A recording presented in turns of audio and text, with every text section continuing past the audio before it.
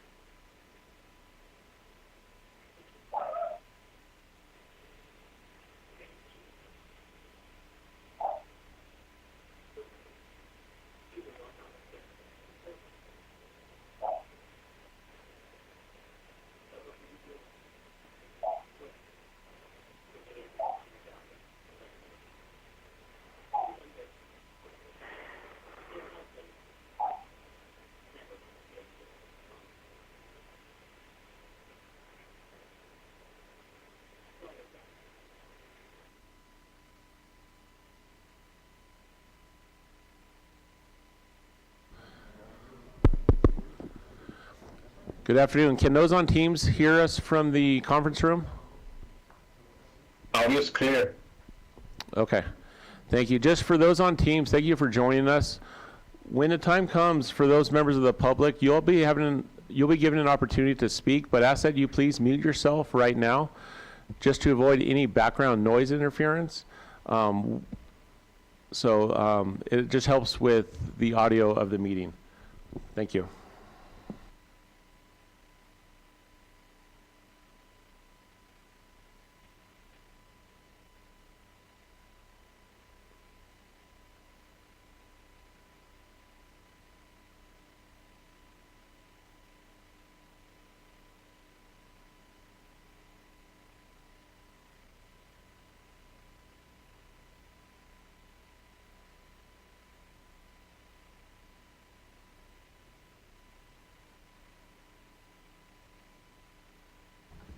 Okay. Good afternoon. Welcome to the January 26th, 2023 meeting of the City Plan Commission.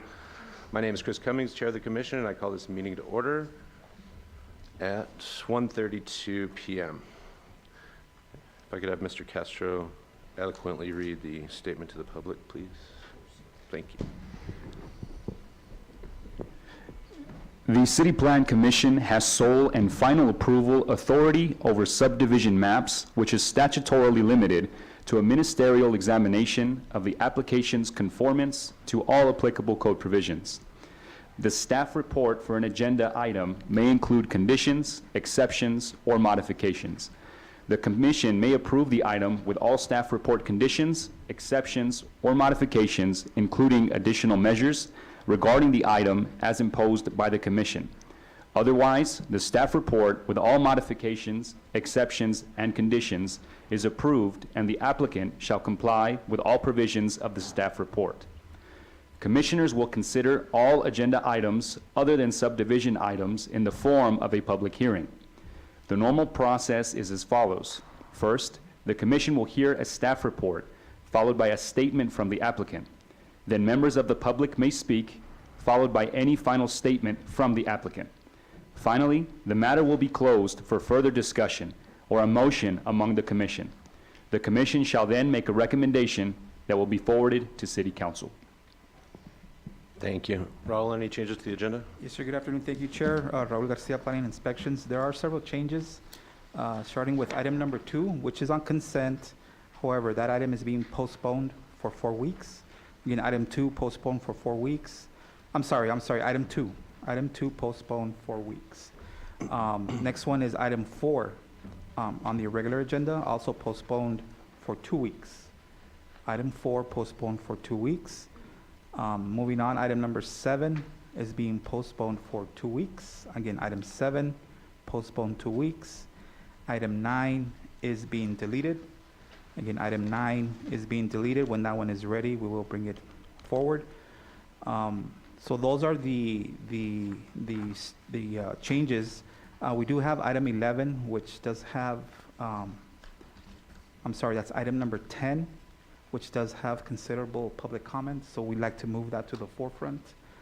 So we can move item 10 to the forefront. Other than that, aside from the postponed item, there is the one item on consent, which are the minutes, and there are several revised staff reports, sir. Thank you, Raul. In those changes, if we accept those, could I also suggest that we move item number 6 behind item number 10 so that we can get those other folks that like to speak taken care of? So I'll entertain a motion to accept the changes. Motion to accept changes. A second.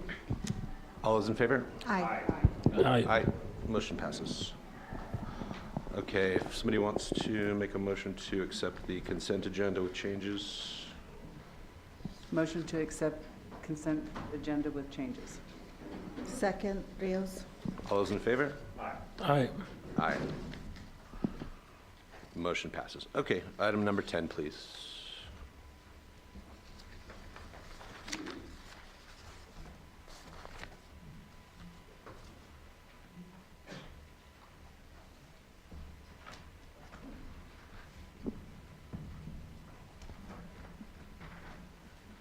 Good afternoon, Commissioners. Andrew Salome with Planning Inspections. This item does have a revised staff report. Again, item number 10 on the agenda is a special permit application for property located at 417 and 419 Dolan Street.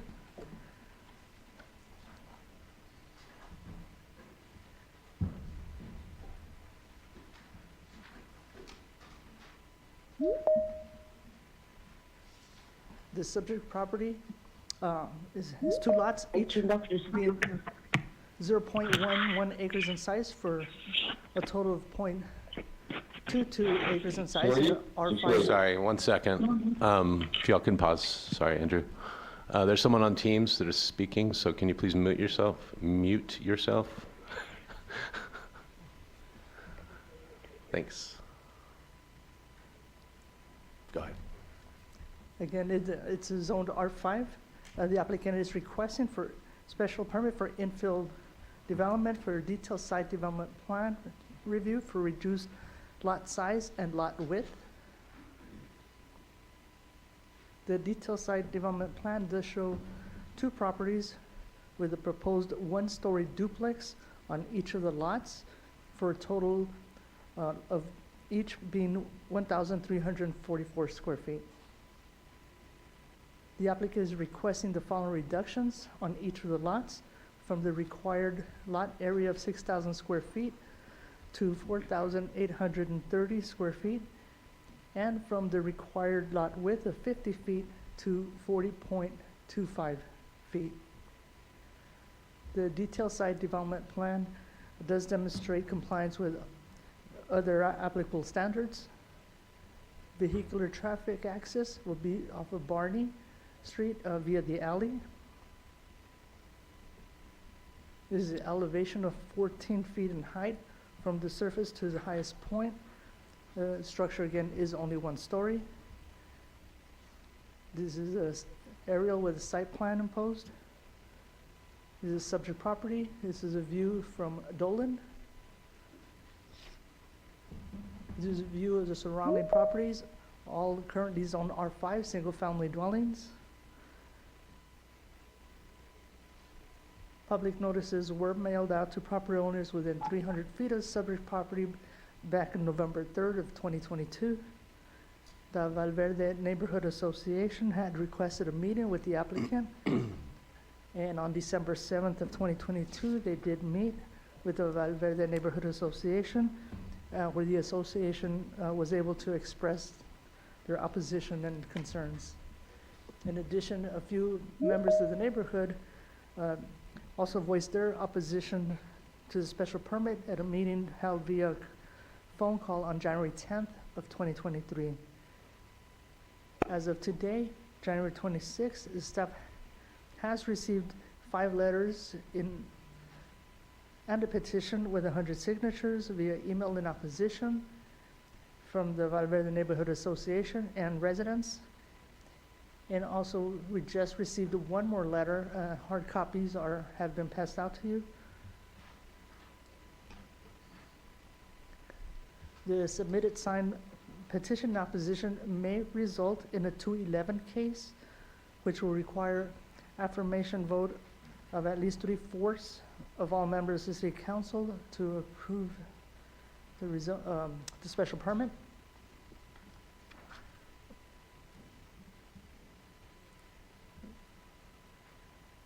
Planning has not received any adverse comments from any of the reviewing departments. The staff does recommend approval of the special permit for infill development in the R5 residential zone district. The proposal does meet the requirements of 20.04, 320 special permit, 2004, 150 detailed site development plan, and 2010, 280 for infill development. And also based on the consistency with Plan El Paso, the city's adopted comprehensive plan. And that concludes my presentation. Thank you, Mr. Saloom. Any questions for staff? I have a question. There are 4 structures, 1,344 square feet each. It's one structure, it's a total of 1,344 square feet. Okay. I see 4 structures. Well, it's one structure, total, each structure is being 1,344 square feet. One unit is a little over 800 square feet, the other one is a little over 500 square feet. So it's a total of all 4 structures at 1344? Each, 4 each structure, it's a units. duplex, it's Let two me rephrase duplexes, that. each having 2 units. Okay. So it's how many units total?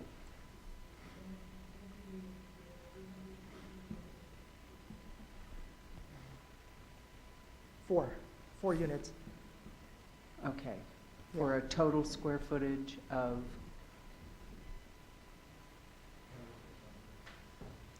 Each duplex is 1,344. 2,600. There's 2 2,600. duplexes. Okay. If I might, Kevin Smith, Plan Inspections. So on each of the lots that are being proposed is a set of duplexes. So there'd be 2 sets of duplexes, a total of 4 units, and it'd be roughly total of 2,600 plus square feet total.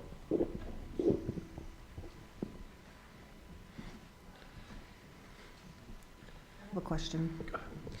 This is Commissioner Rios. My question is, the square footage of the lot itself, is it enough for the buildings to include parking spaces? Yes, the reason to have the special permit is to allow for the lot size reduction.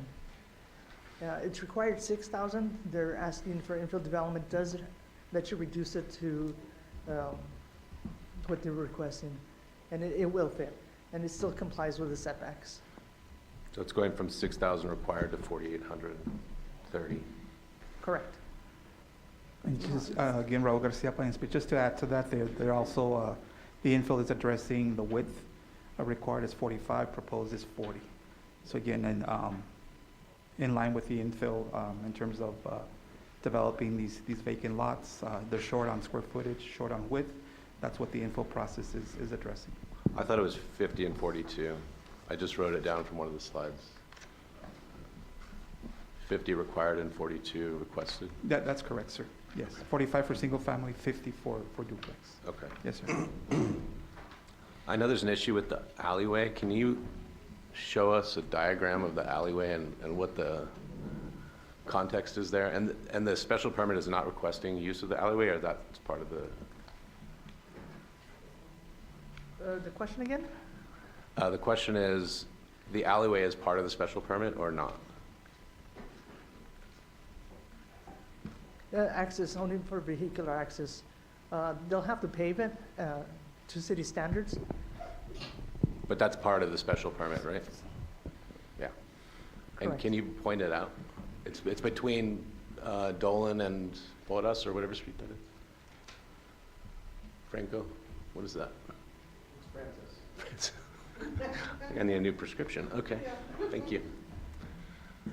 Barney, it's off of Barney up to the north.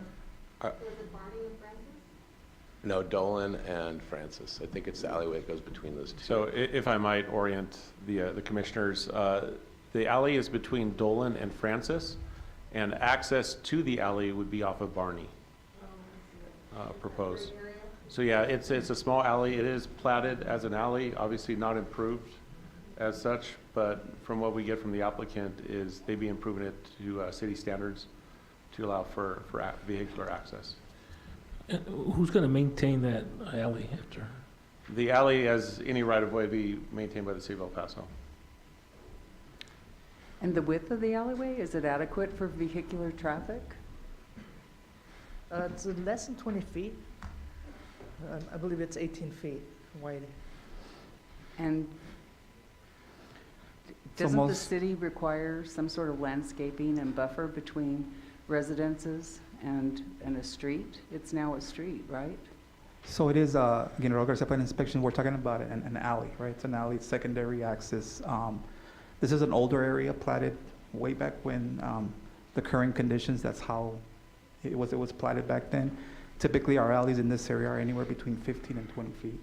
But now it becomes a primary access to the residents that live in these duplexes. So again, in line with the infill policy that council has adopted and speaks of, that is something that is highly encouraged in these older areas, taking the conflict away with pedestrians from the front, with driveways and pedestrians, moving it to the rear with utilizing the alleys for vehicular access.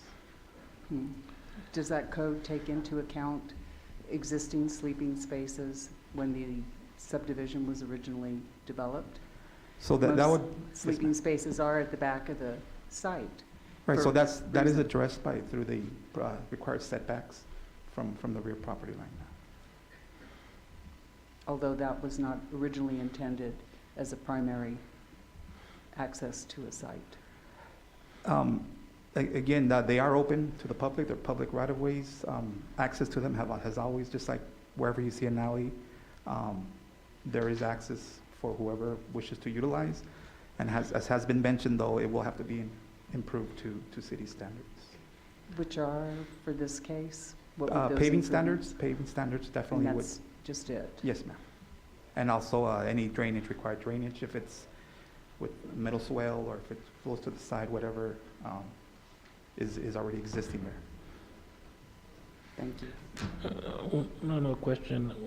What about for garbage? Are they gonna have a dumpster? I mean, I don't see where they're gonna be able to even place a collection, garbage They'll have collection. city services, city bins, and they'll, not through the alley, but they'll be moved to the front. Right. And that was per environmental services.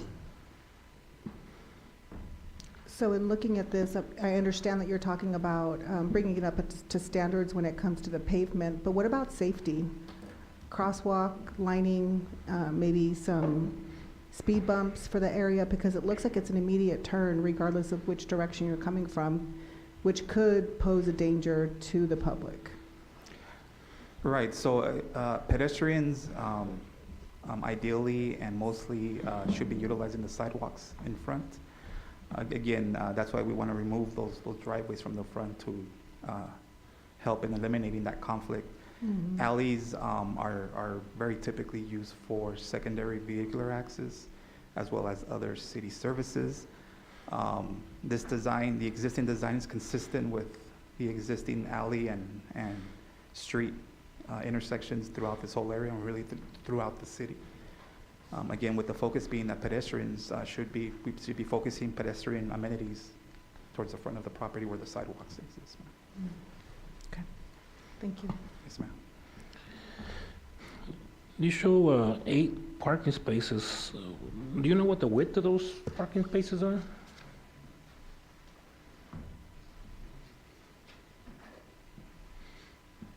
They're 9 by 18. They're standard parking, typical parking standards.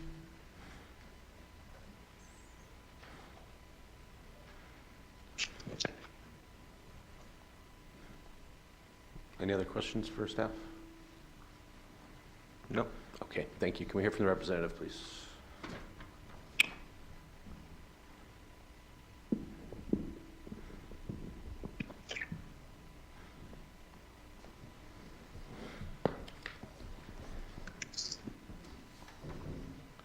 Again, we're looking for the representative for item 10. Good afternoon, Council. My name is Enrique Escobar. I'm the owner. Hi.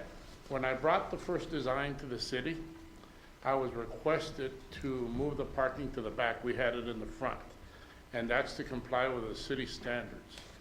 So we did that. We put 4 parking spaces because they fit.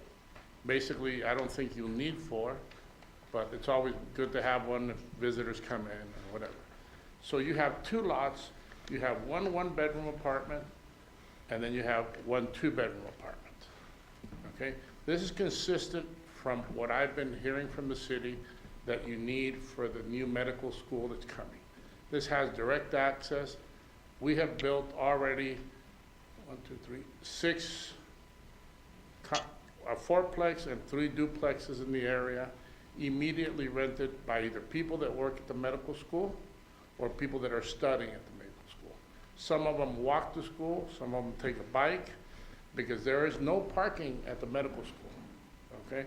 So anything close to that, that's what we're trying to provide, and that's what the city's requested, that we invest in this, okay? It's very easy for the community not to like change, because these two lots have been empty forever. So now you see somebody trying to do something, of course, you don't like it, and it's very easy for me to grab my little pamphlet and go knock on my neighbor's door and say, sign it. Reality is change, and either we do it right or we do it incorrectly. The reason I designed it like this is because we maintain our properties. On rentals, people don't want big backyards because they do not maintain them. So we were trying to do sort of a patio situation where we do the landscaping and we maintain it, so it would be nice. So we're trying to do a nice thing, it's not over the top. If this does not get approved, then the solution is very simple. 2, 3, or 4 bedroom houses, and I'm done. So whichever it is, but we're trying to comply with what the city needs for the area that is changing. I will be happy to answer any questions. Also, do you just agree with what staff comments were in their presentation? You agree with everything they had said earlier?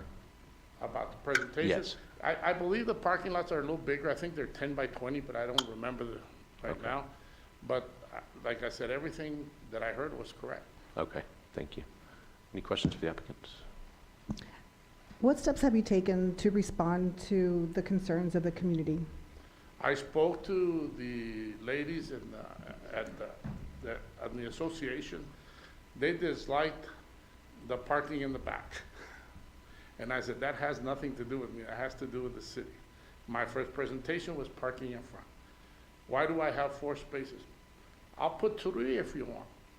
But, you know, if somebody comes to visit, they're gonna park in the street. So they also said that the alleys should not be used. The alleys should be for walking. Because of course, some of the neighbors have encroached in the alleyways and they don't wanna see them open. You know, there's nothing I can do about that. I will go either way. If you want the parking in front, so be it. Authorize it with the parking in front. If you want to comply with the city standards, I'll go with that. You know, it's still, I own the lots. I have to do something with them. I can't just have them. They're empty, collecting trash. Again, if we build a house, the house is going to be rented. You're going to have backyards that are abandoned. You're going to have weeds.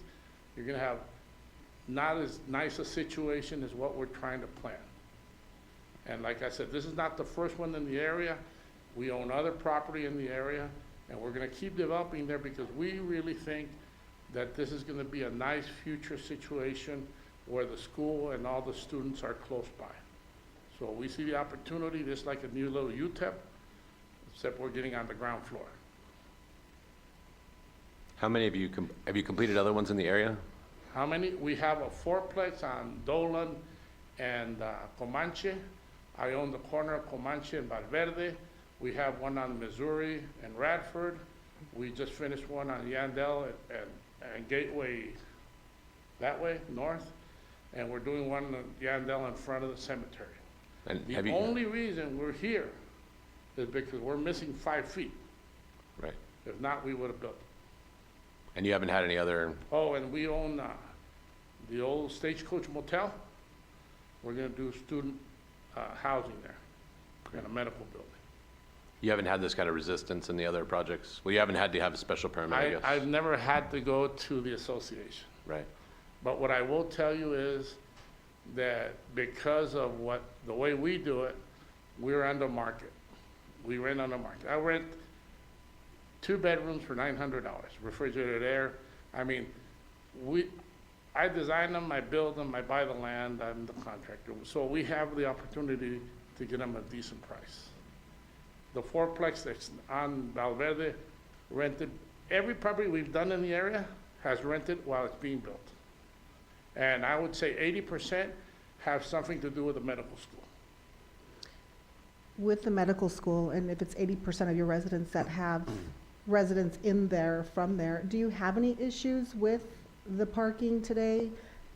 Do any other of your lots also run into an alley situation? That's the concern, is really the alley, right? As well as being the fact there's 4 We units? always put the required parking, and if we can't put a little extra, we do, so we don't have issues. We do see a lot of the kids and the nurses walking to the school because it's close by, and like I said, there's no parking at the school.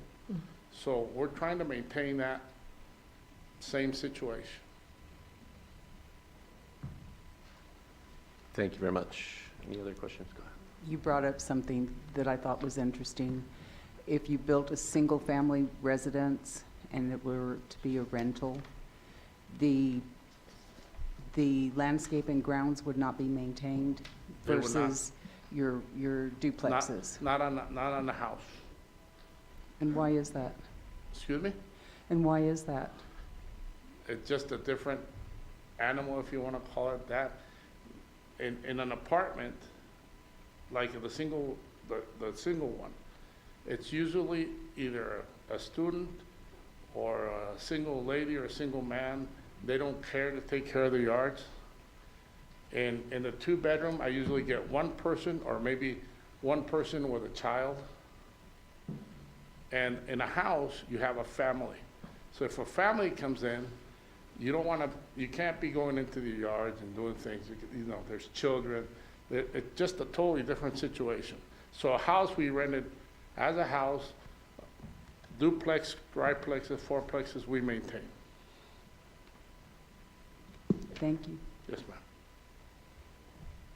Any other questions for the applicant? No? Okay, thank you very much. Thank you. Okay, for this item, we have, is there anyone in the room to speak on this item? These are all going to be via Teams. Okay. Then, is Ceci Paraga on the line? Yes, hi. Come on up. Hi, I'm the sister of the person that owns the parcel or piece of land, R5, I believe. I do have pictures, but I don't know if you're able to see. I don't understand.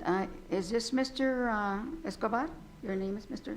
Did you mention how my brother did not want you to infringe on his back of the house?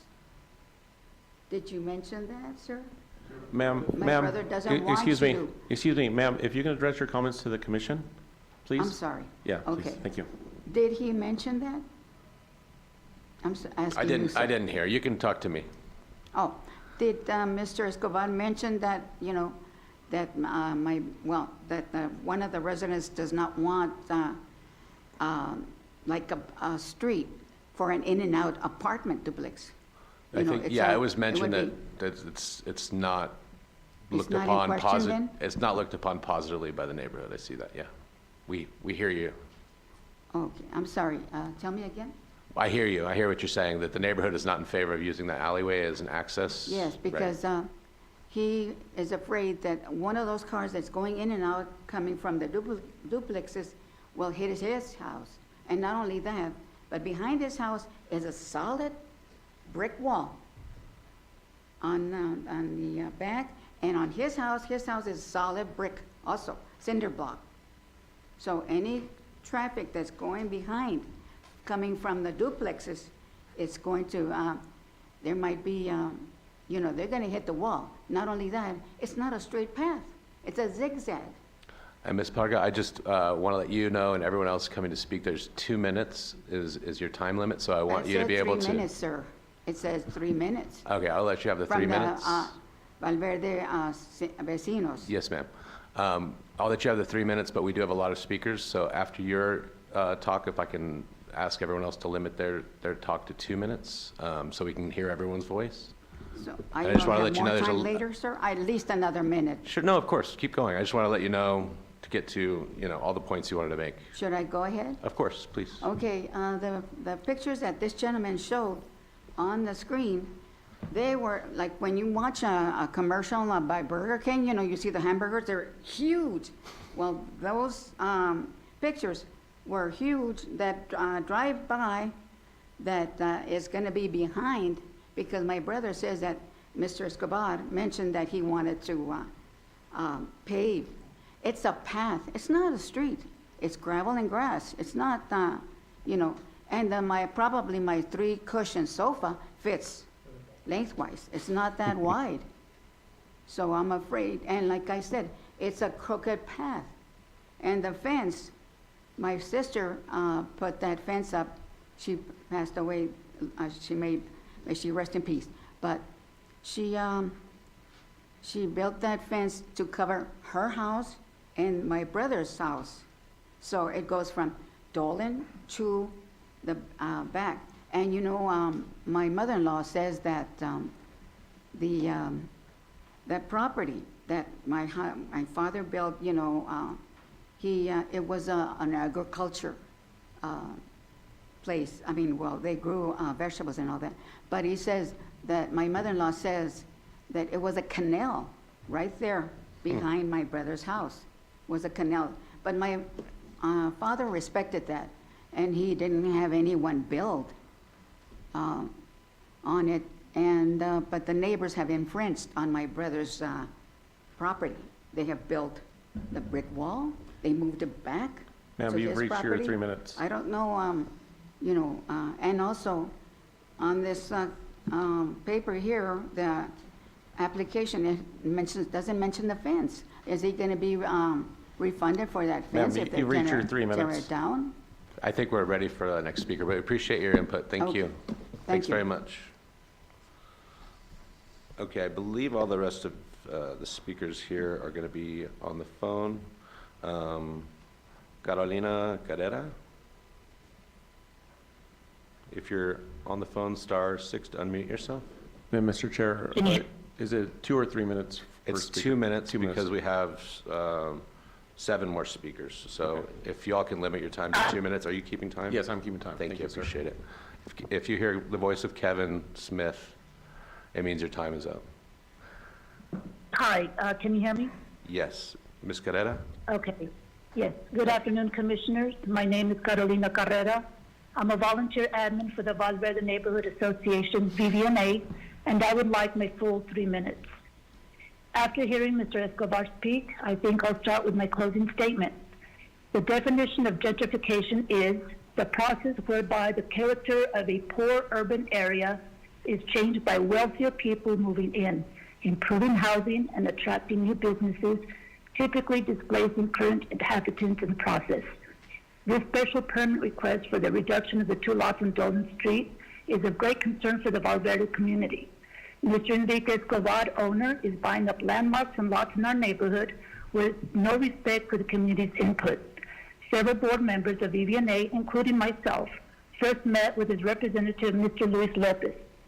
After our initial meeting, we notified him and Mr. Escobar that we would not support the special permit, but were open to further dialogue. At our next meeting with Mr. Escobar, the VVNA board expressed the problems we are still currently having with a quadruplex that he recently built on Comanche Street and didn't want the same problems on Dolan Street. We let him know about an increase in traffic congestion, more parked cars in the street in front of his property, and feared additional speeding problems that we're still dealing with. Mr. Escobar then asked us to contact him when we were having issues with parking, since his current tenants had a 2-car limit. We're not going to police his tenants, and anyone can park in a public street. This is the very reason we don't want more units crammed into smaller lots. We also asked him to consider adhering to the current zoning laws for Dolan, 1 house on each lot, or 1 duplex across both lots, only 2 households, and parking in front with no access from the alley. He replied that we would have a worse problem if he did that, since homes in our community usually have a lot of cars. Ma'am, you've reached your time. I would like to have my full 3 minutes. We've had several meetings with Raul Garcia concerning this, and we have prepared for this meeting for the 3 minutes. And I would like to continue my 3 minutes, please. Go ahead. He replied that we would have a worse problem if he did that, since homes in our community would usually have a lot of cars, and it won't be feasible for him financially. We found his first answer insulting and the second predictable. The community's response is reflected in our supporting documentation. We have heard continual mention of the city's Plan El Paso project, but this has not involved input from the residents of the Valverde community, a section of the city where a century later generations still live. We've been dealing with zoning issues the entire time we've lived here. No one has asked about the city dump if you wanted that here, or if you wanted a park built on top of it. Nobody asked about the animals being euthanized here. Nobody has planned anything with us, but instead for us. Our alleys were not meant for streets. There is about a 1 foot left over on each side when we turn into the alley beside Mr. Navarro's property. His wall butts up against the alley. The alley is blocked halfway and has one entrance and one exit. It is not safe. We don't want parking in the front. We do not want two properties. Just adhere to the current zoning laws. Ma'am, you've Engage reached your the time. community and respect our input. Thank you. Thank you, Ms. Carrera. I'm going to go ahead and call on Ms. Villanueva, and I'll also give you 3 minutes. But again, for the sake of time, the rest of the folks 2 minutes, please, and please adhere to that. We'd like to give you the time to speak, but also you need to have the respect for the commission to adhere to the 2 minutes. So, Ms. Villanueva, if you're on the line, *6 to unmute yourself.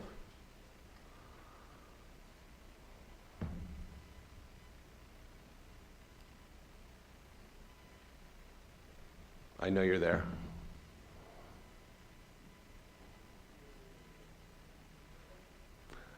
But if we need to come back to you, we will. Petra Licon, if you're on the phone, *6 to unmute yourself.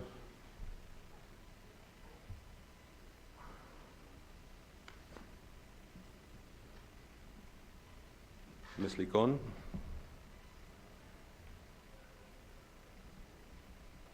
Okay, we're going to go down the line. I don't know what the asterisk on this name is, but Annette Baeza, if you're on the phone, *6 to unmute yourself.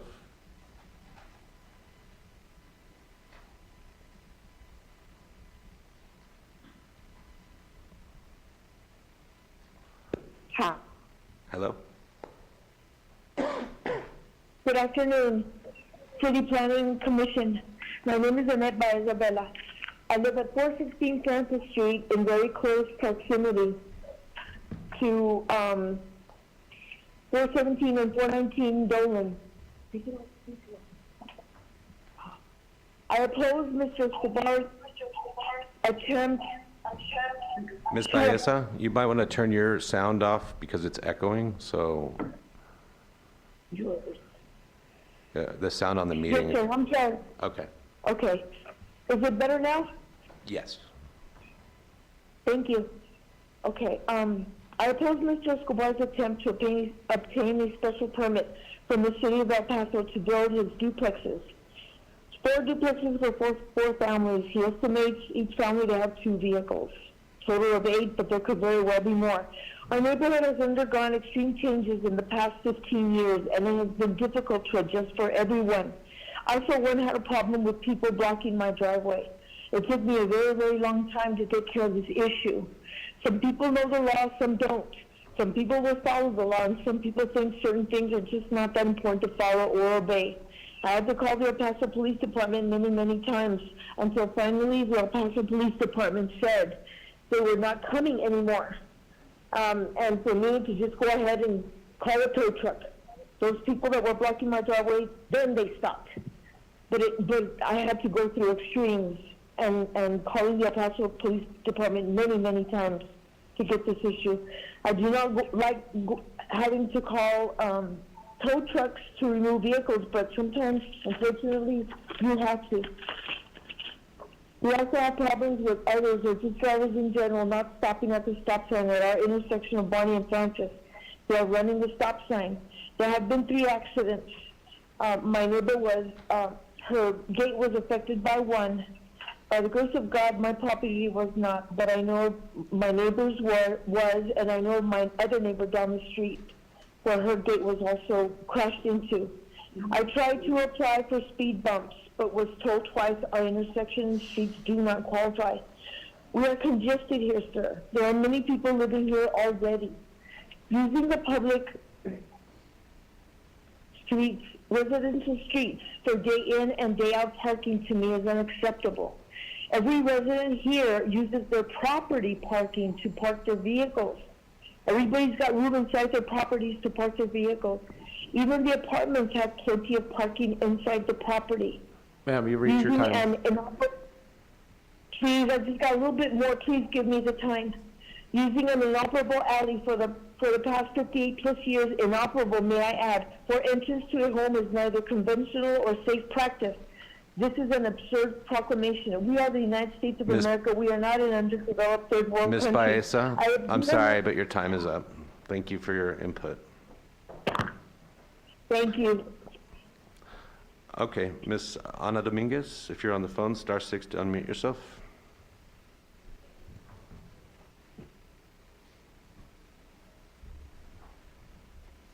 Can you hear me? Yes. Okay. Good afternoon, City Planning Commissioners. I am calling my name is Ana Dominguez, and I live in the neighborhood, lifelong resident of the neighborhood. I am calling to oppose the special exception requested by Mr. Escobar, and I'm calling in support of the concerns of the community residents, as they have made their concerns because they are well-founded. Number one, the population affected are primarily elderly and are physically limited. Dolan Street, particularly the 400 block, is a narrow street, as was evident even as recently as 2 weeks ago. Accessibility to these seniors was greatly affected when the water company was working on Comanche Street between Valverde and Dolan. The additional 8 cars, as proposed by Mr. Escobar, and the exception, could definitely result in the unavailability of parking and access for these elders, as there is no parking, therefore necessitating that they park away from their homes and jeopardize their safety. Number 2, many of the streets in our neighborhood are already under construction. For instance, Delta Drive from 4800 Delta to Delta and Lisbon near Clardy Fox School. We are hard-pressed to navigate the neighborhood. This Dolan block that he's asking for the special exception ends at Barney. In the many years that I'm an elder, we do not use the alleyway to access our homes, okay? That is simply not true. We don't, and it would necessitate, even according to the questions that were posed by the commissioners, it would necessitate paving of that street. Also, Ma'am, you've reached your time limit. One moment, I'm about to. Therefore, the additional stress also on the system might jeopardize the safety of the neighborhood. Our community was hard hit by the pandemic. We lost many elders. We need to ensure their continued well-being and their quality of life. Please seriously consider their concerns, and let's do right by them. Thank you. Thank you, Ms. Dominguez. Albert Novato, if you're on the phone, *6 to unmute yourself. And you have 2 minutes, sir.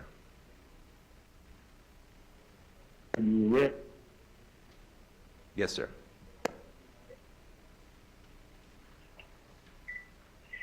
Are you there, Mr. Navarro? Yes, I am here. Good afternoon. My name is Albert Navarro. Sir, can you turn your volume on the meeting down because it's echoing in the room? Hold on, sir. Go. Name is Albert Navarro. The city officials and the city planning commission, I did not know that Mr. Enrique Escobar was going to build 4 duplex at 417 and 419 Dolan Street. I was the previous owner of this property, and I sold it to Mr. Escobar last year. Also, he did not tell me that he was going to use this alley or parking lot to let this talents come in and going out of the hours of the day and night. Mr. Escobar does not care about residentials or who has lived here. He only wants to build rental and apartments, buildings for his own personal investment and profit. We do not want him taking over the neighborhood. Please vote against, I said against this special permit. My name is Albert Navarro. This is my true and correct statement. Thank you, sir. Ms. Linda Zavala, if you're on the line, star 6 to unmute yourself, and you have 2 minutes to speak. Hello? Hi. Ms. Zavala?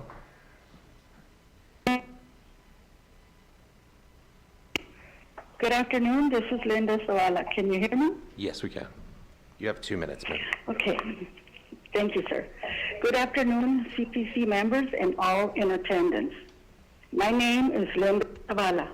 I am the Vice President of the Verde Vecinos Neighborhood Association. Our community has been through many hardships for many decades that have caused much concern among our residents. My main issue is that we have many changes that are being seen here, and there is no transparency throughout this community. We are not being made aware, and we must take the initiative to find out for ourselves how this is going to affect us in the near future. This is not a positive for us. It is a negative. For us national seniors, we are being caught off guard because of the rapid rate of these property purchases. I will feel free to speak for most of our elder senior citizens who are on fixed incomes and are unable to defend themselves. We are not at a time in our lives where we can be displaced due to private investors who are more interested in making a profit here than in our safety, welfare, or quality of life. Thank you very much for listening to my statement. Thank you, Ms. Zavala. And then we'll go back to Petro Licon. If you're on the line, star 6 to unmute yourself. And you would have 2 minutes if you're there.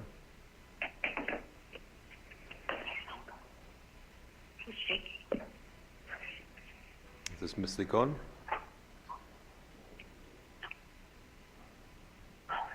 Hello? Okay, and Dora Villanueva, one more chance for you if you're there. You would have 3 minutes.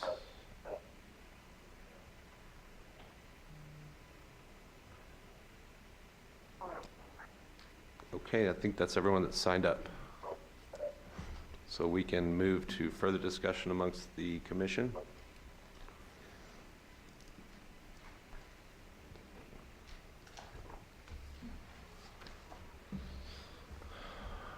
Who wants to take the first step out there? If I might, just maybe address a couple of the comments that were provided. Kevin Smith again with planning inspections.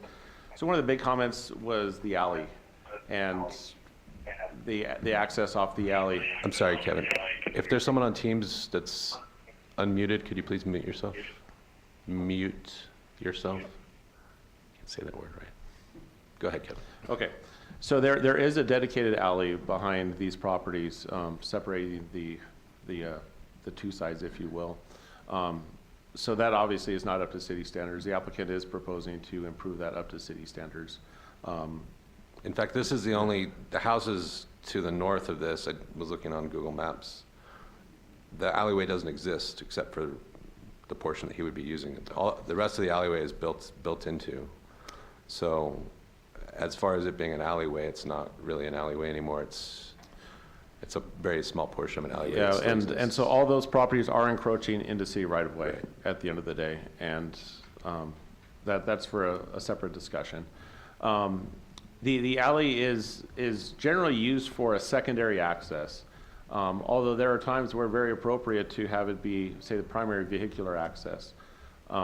It reduces curb cuts on the street, which promotes pedestrian safety. The more opportunities a curb cut is there for a driveway, it obviously creates opportunity for a conflict between pedestrians and motorists. Part of the goal is to reduce those potentials for conflict. The alleys are generally smaller in nature. They're not meant to be wide. They're not obviously to be a major thoroughfare. It's more just for like I mentioned, the secondary use for access to these properties and not for traveling. Typically, this is in line with the infill policies in the city code as well, to have where appropriate and available alley access, this is an opportunity where you have a dedicated alleyway. It's just obviously not built up to city standards. Again, R5 does allow duplexes in it by right. Just with this one, it does not meet the typical size requirements. So that's why the special permit's being requested, is because it does not meet the lot dimensions, the lot size, or the lot width. Hence, the request is coming to the Plan Commission and, if approved, eventually up to City Council for consideration. Again, the area would be landscaped, the property would be improved. Just looking at aerial imagery, it appears that this property has been vacant, just from my imagery, and it could be even more than this, at least 30 plus years has been vacant. It could be even longer than that. Staff could probably chime in, but I looked through aerial imagery, at least since the 90s, possibly it's earlier than that, it's been vacant. And then again, like I mentioned, a duplex is an approved use in the R5 zoning district, which in a neighborhood, a lot of this is zoned R5, so a duplex would be allowed by right.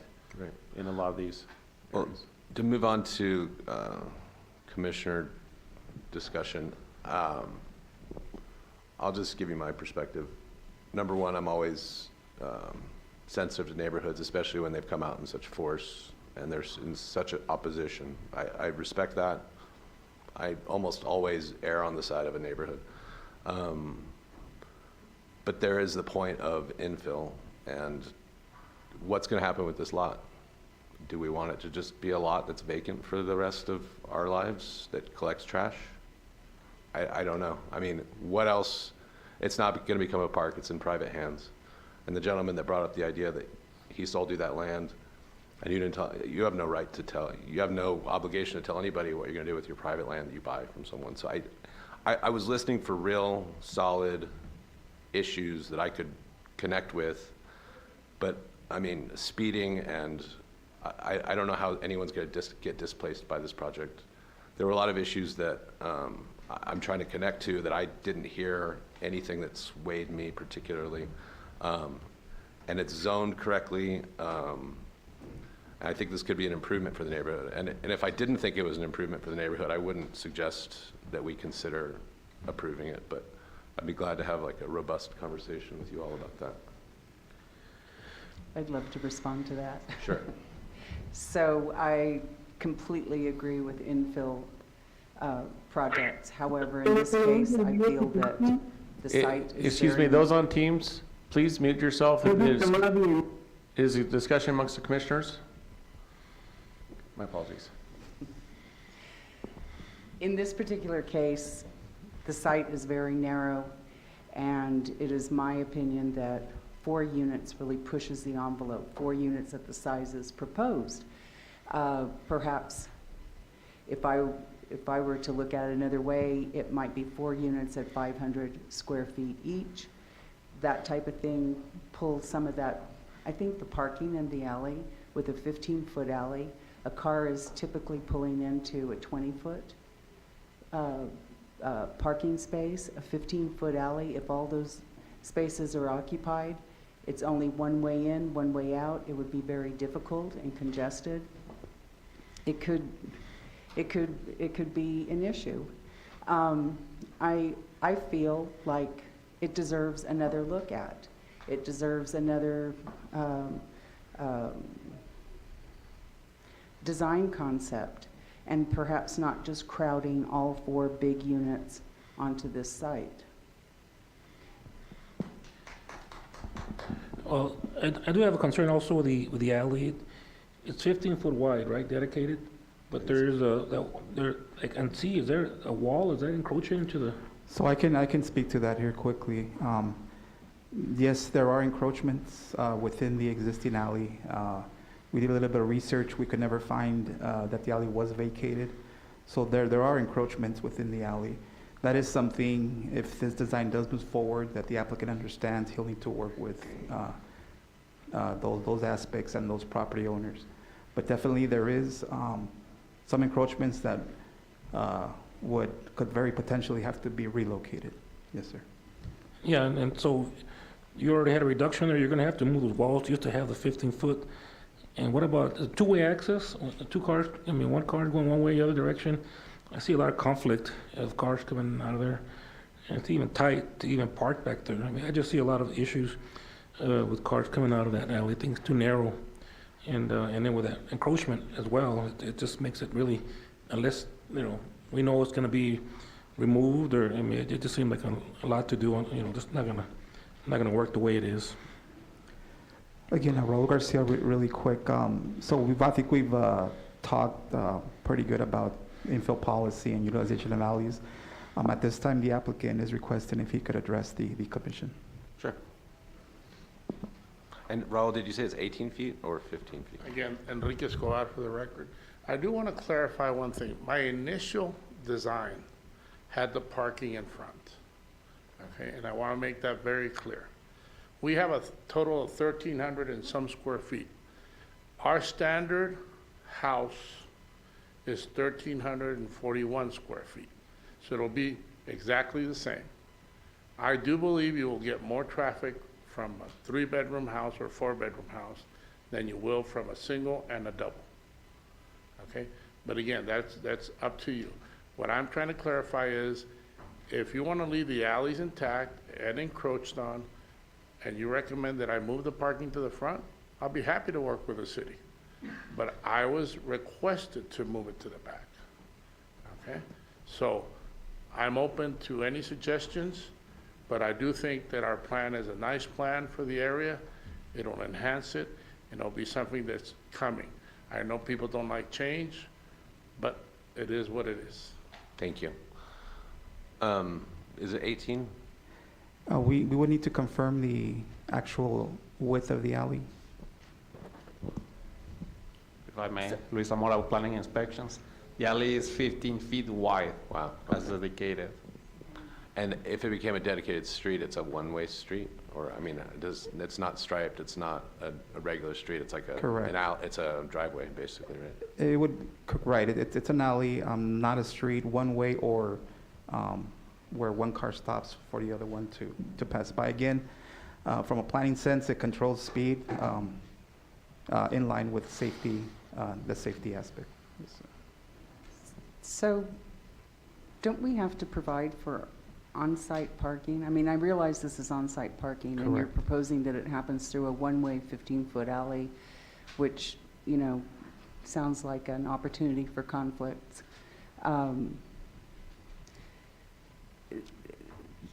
Could not the city reconsider and have on-site parking accessible through the front? Definitely, that is an option, and that is under the purview of the commission. We would have to, this is an infill project which has to meet certain criteria.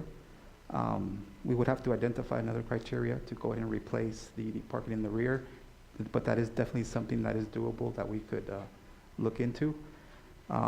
It could move forward with that recommendation, or if the applicant is amenable, postpone, they come back with a different design. A design that would address the commission's comments. And based on that, so the 25-foot setback, which is part of R5 zoning at the rear side of the property, would still have to be respected. So that would Yes. create that buffer between the new residents and the existing residents and that sort of thing. So it becomes a whole different story problem with Correct. front access. Exactly. Yeah, and you would limit the number of curb cuts as opposed to an entire open parking situation across the front of the property, right? So again, that's based on design. The minimum parking is 8 spaces, based on the number of bedrooms, the 2 duplex units. So the development would have to meet the minimum requirements. And that goes back on to on-site parking? Correct, yes, ma'am. Right. And the city's standards for access, which is what? How many curb cuts do you get with this kind of occupancy? So there is a requirement for a separation of curb cut. There is a limit on how wide they can be. Again, that's something that can definitely be worked through as a design change, but definitely doable. Well, you made a good point about the alleyway. I think that's convincing to me, more so than speeding or any other kinds of issues. I would be amenable to requesting that the alleyway not be accessed and that the parking be moved to the front, and that I hope that would satisfy the neighborhood's concerns, at least some of them. We can't stop progress. We can't keep private lots from being built upon, but we can at least,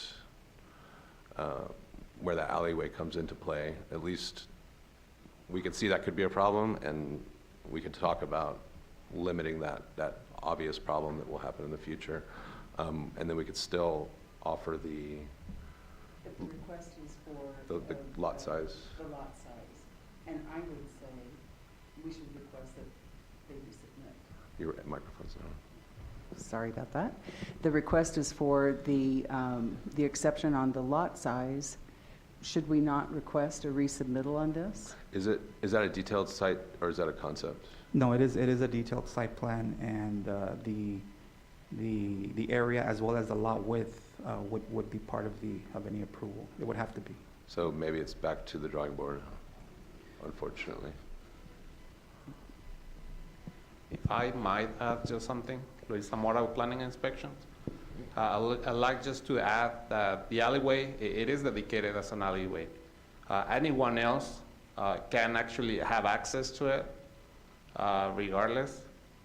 This property is requesting, obviously, having parking at the rear, getting access from the alley. But at the end, anyone else can actually use an alley to have access, as long as the alley, as discussed before, it's paved to city standards. I just have to say this alley, if I didn't have the benefit of Google Maps here, this alley could be like a Pandora's box of issues for this neighborhood, because the entire thing is built on and encroached on. And I don't want to, open up that box for anyone. And I don't know what the economic impact of not using the alleyway is to the developer, but it might be more trouble than it's worth, is all I'm thinking. It may be different if the alley went all the way through, but Right. since it got a dead end, that kind of makes it more difficult. Go ahead, ma'am. Mr. Chairman, I do have pictures of the so-called path or alley that you're calling. Do you mind us looking at This is those? for, Are on your- Mr. Escobar's, I did, you know what, I did want to see that. I have pictures if you Sure, wanna see 'em. if you don't mind. sorry? If you don't mind passing us your phone, we'll try Oh. not to look through your history. Like I our said I have mothers do to us. pictures. here. I know. If you don't mind showing us, that's great. That would be great. I'm sorry, I'm hard of hearing, sir. That's okay. so- We would like to see them. You want to see them? Sure. Okay. Yes, ma'am. Oh, are they submitted? Are Yeah, those and her I believe pictures? for the commissioners, there is a packet here which has some of the photos that may Are be. these hers? Oh, okay. I'm not sure if, Not hers? The ones you have are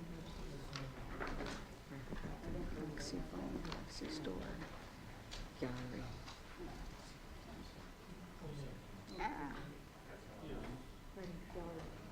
Oh.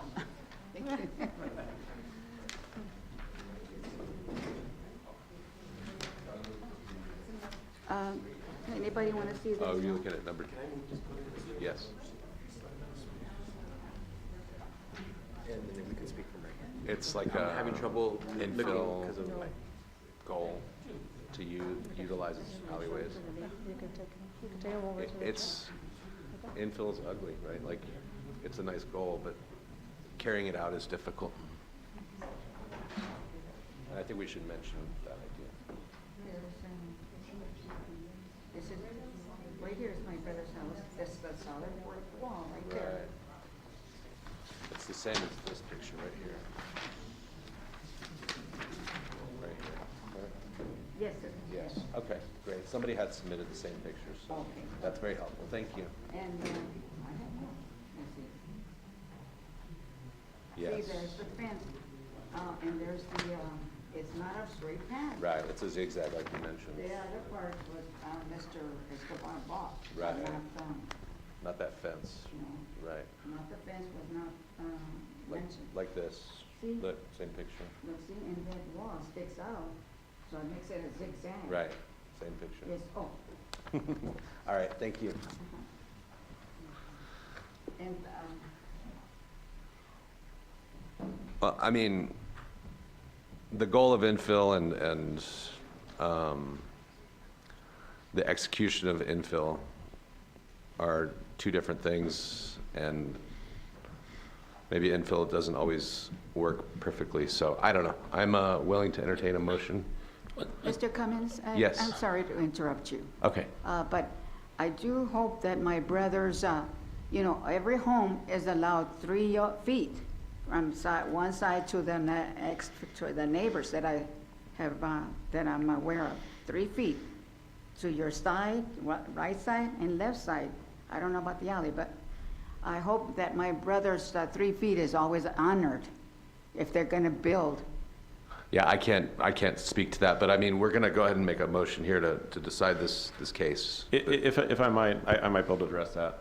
So each of the properties has where legally starts and stops the abutting property, your neighbor. Well, And so what is in the code are what are called setbacks. So between that property line and when a building can start, it's usually 5 feet? I think it's 5 feet in this instance. I would have be heard that it was required. 3 feet, sir. It's 5 feet. Oh, It's no. 5 feet in this zoning district. So between when the property line starts, 5 feet away, that's when a building Then could if be. it's 5 feet, then it's gonna make that little path or alley that we're calling it, smaller. And so the cars are gonna Well, squeeze by. Maybe we could talk offline because I think we may be talking about two different things Oh, here. So Oh, I I'm can get with sorry. you on that. thank you, Yeah. sir. To the commissioner, if I may, to the chair, if I may. real Yes. quick. So again, just to reiterate, the applicant is amenable to relocating the parking to the front. Okay. Moving the item forward to council with that recommendation. Okay, and then are we going to then approve the reduction?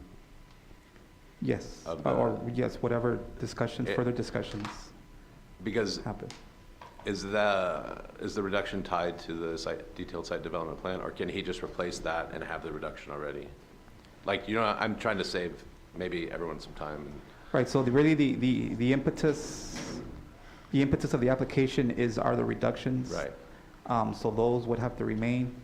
But again, he is amenable, hearing out the concerns from the neighbors of relocating the parking. Well, the problem is approving the reductions based on the site development plan, the detailed site development plan. However, with your condition or recommendation of relocating Okay, the driveway, so that would need to happen prior to moving forward to city council. got you.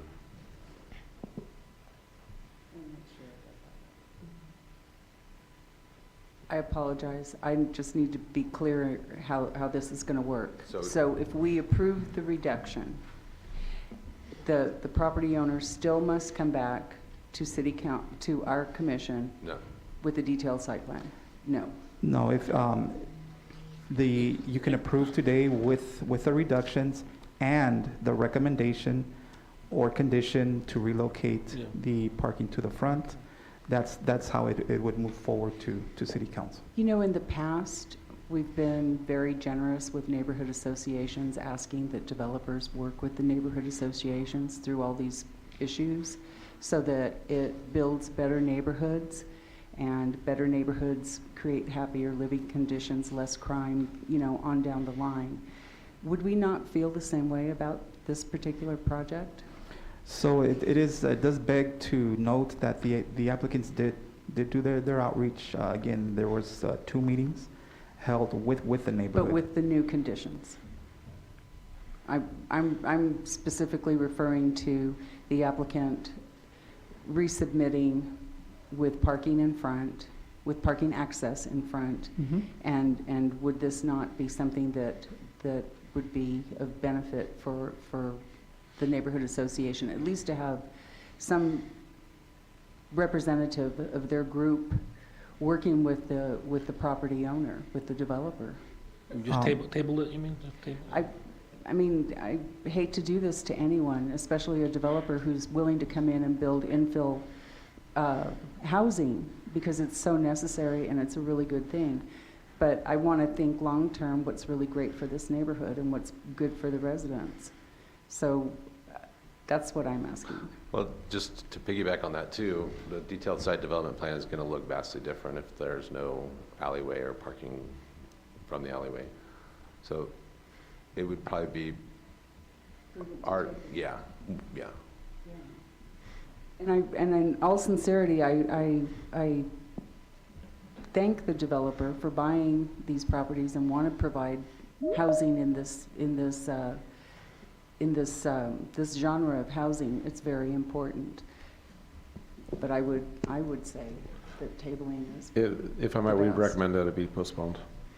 Thank you. So, you're I welcome. could ramble on forever. So are we making a motion to postpone? Is that what we just I said? move to postpone. If we can just get 2 or 4 weeks, or Whatever the developer needs, 2 weeks, is that adequate? Pardon me?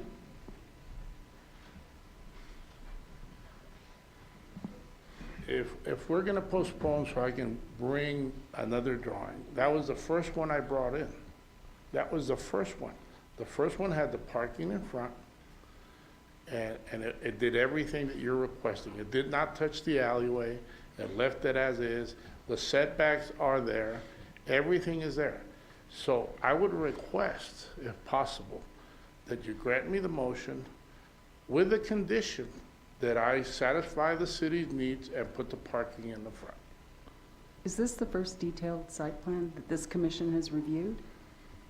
this has been on the agenda, I believe, It was thought we before. reviewed the a zoning. few other times. No, it was. Since the alley- November, it's been postponed a number of times. Working through some of these, I believe, some of these concerns. Our commission has not reviewed a detailed site plan as of yet. This is their first time out on this particular property. That is correct, ma'am. That is correct. It was postponed previously. This is the first time it's been presented as a public If presentation. you already have the site already, can just bring it back in 2 weeks and Whichever the commission's Well, pleasure is. I mean, it's like I said, we admire you for trying infill, and the city is not great at it. It's, if you're a that- pioneer and you have If to that is the suffer o- through. If that is the only condition that you see at this time, I will be happy to bring it back in 2 weeks with a detailed site plan. Great. Okay. We won't change our minds. My motion is to table this for 2 weeks. a second. All those in favor? Aye. All right. Aye. Motion passes. Thank you.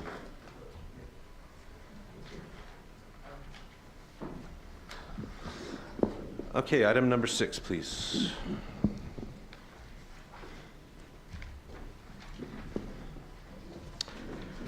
Where's the clicker? The clicker?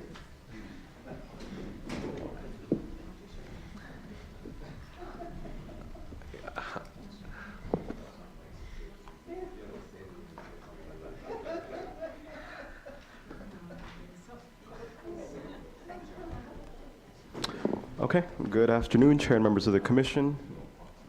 This is George Olmos with Planning and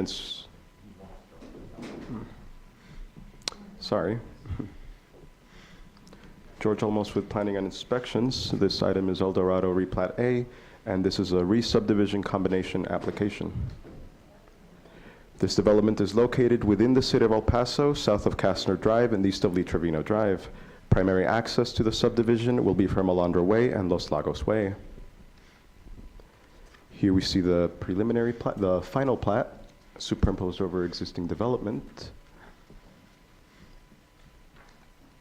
And here we see the preliminary plat. The applicant is proposing to re-subdivide 2.9377 acres of vacant land to create 4 single-family lots ranging in size from 16,000 square feet to 65,800 square feet. Primary access to the subdivision will be from Alondra Way and from Los Lagos Way. The applicant is proposing a 5-foot drainage easement to allow for surface flow runoff to the drainage pond that abuts the subdivision to the south. The subdivision was reviewed under the standards of the current subdivision code. And here we see the final plat.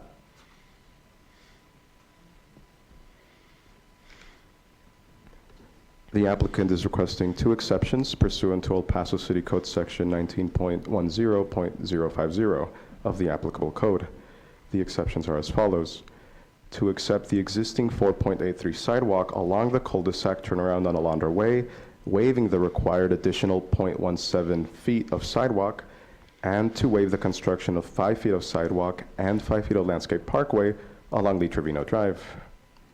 The applicant is also requesting an alternative design for Los Lagos Way to allow for a 5.83 sidewalk along Los Lagos Way, a portion of which is proposed to be constructed within the subject property's boundaries. Here we have the required and the proposed cross-sections for Alondra Way.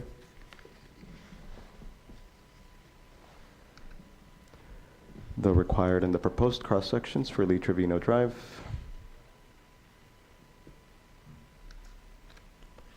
And the required and proposed cross-sections for Los Lagos Way.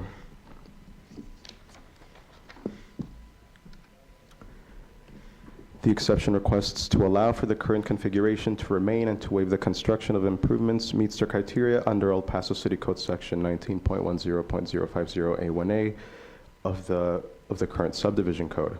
The section states that the City Plan Commission may waive such requirements to provide rights-of-way or street improvements to adjacent substandard roads based on any of the following factors.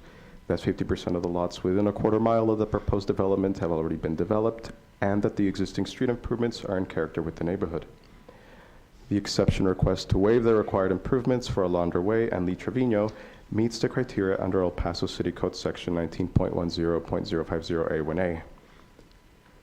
The alternative design request for Los Lagos Way exceeds the minimum standard of a 5-foot sidewalk for a local street. As such, staff recommends approval of the alternative design request. Here we have a map showing existing conditions along Los Lagos Way and Alondra Way.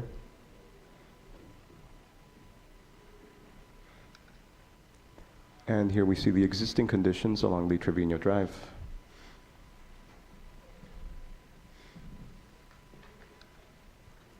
Here we see a map showing the scope of existing development with all subdivision platted properties in blue.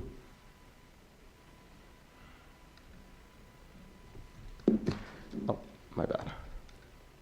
Notices were mailed to property owners within 200 feet on January 10th, 2023. The Planning Division has received 12 calls and 3 emails in inquiry and 3 emails in opposition to this request.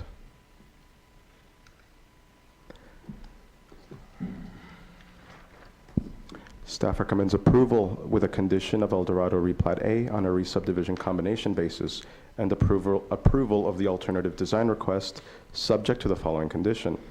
Staff will recommend that the City Plan Commission require the landscaping of the rear of all double frontage lots. The applicant is also requesting the following exceptions from the City Plan Commission: to accept an existing 4.83 sidewalk along the cul-de-sac turnaround on Alondra Way, and to waive the construction of 5 feet of sidewalk and 5 feet of landscape parkway along Lee Trevino Drive. Thank you. This concludes my presentation. Thank you. Sorry. Any questions for staff? What were the inquiries that you received and the oppositions?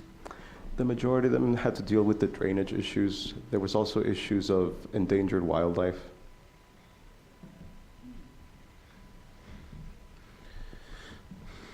Is that Did we area- have a response, I'm sorry, did we have a response to that, or what do we know about the endangering wildlife? So I can for sure speak to that.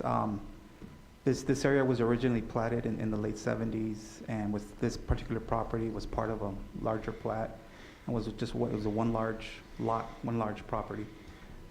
So now there is no type of open space or easement or part easement or things such as that in place for this property. So obviously it was open for development at some time. So now the current property owner is coming in to replat the property for development. To answer the question, there also has been objections from property owners because of that there's trash on the lot. And if I may, just to add real quick, so the drainage, that is something that we've been discussing on this development, and the applicant has provided mitigation to address drainage, a basic drainage design for this plating process, with those details in terms of the exact detailed drainage design to come at a later time through a grading and or building permit. Is this on a slope, that area? Yes, It sir. is. Yes, sir, it is. So you're gonna have some pretty big walls there. That aren't is you? correct. That is correct. It is developable. There's nothing that prevents, but yes, it is just like other areas in the city with these types of slopes. So those houses that are abutted, you're gonna have a 20-foot rock wall? Again, that's something that'll come later as part of the grading, but yes, if that is the design, there'll have to be some sort of retaining walls or pillars or whatever design the engineer. And I would like to say for this application, we're only considering the subdivision of land at this stage. Yeah, I understand that, but, I mean, I see some massive walls there, and drainage will be very important, because, you know, that thing, you get water underneath there, you're looking at some danger, endangered, for the residents that are behind that. I mean, that's gonna be, I know you're all gonna review that, but I think that's gonna be Yes, sir. some massive, long, very high walls there. Yeah, and again, as George mentioned, this is the plating. Again, you're looking at a basic design that includes drainage easements. But yes, when the owner is ready to construct, those details will definitely need to be addressed at that point, and it will have to have the capability to address the amount of water going through there, sir. Any other questions for staff? No? Okay, thank you. Can we hear from the representative, please?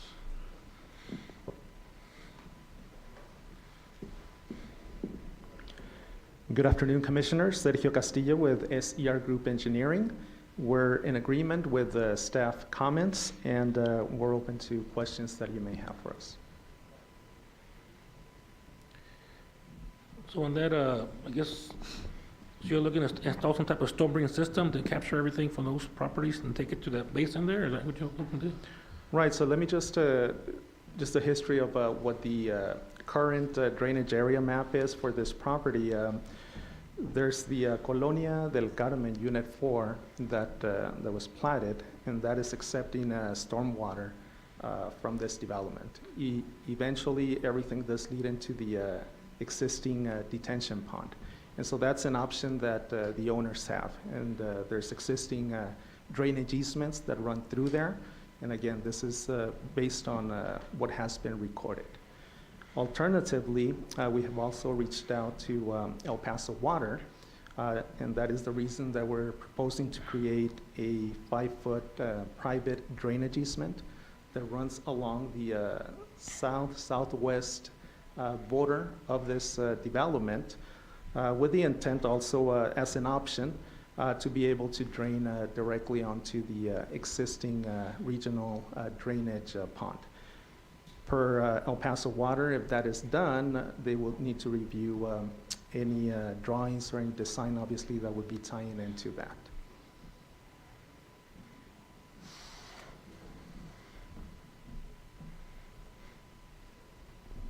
Any other questions for Representative? No? Okay, thank you. If I may just add, I know one of the comments was in regards to the, I guess, trash, one of the comments that was received. That's part of the reason that the owners are wanting to be able to develop this once they get to that stage where they're able to get into the design part of it. They'll be able to recreate, be able to clean this, beautify this area. It's a beautiful area. In regards to any retaining walls, obviously, we're not at that stage yet. It has been talked about, and there's different options of what can be done, including doing the buildings within piers to avoid some of these retaining walls, which I know is one of the comments that he had. Thank you. Thank you. Thank you. Okay, we have quite a few folks signed up for this item. And go ahead and start calling folks up to speak. Mario Luna, please.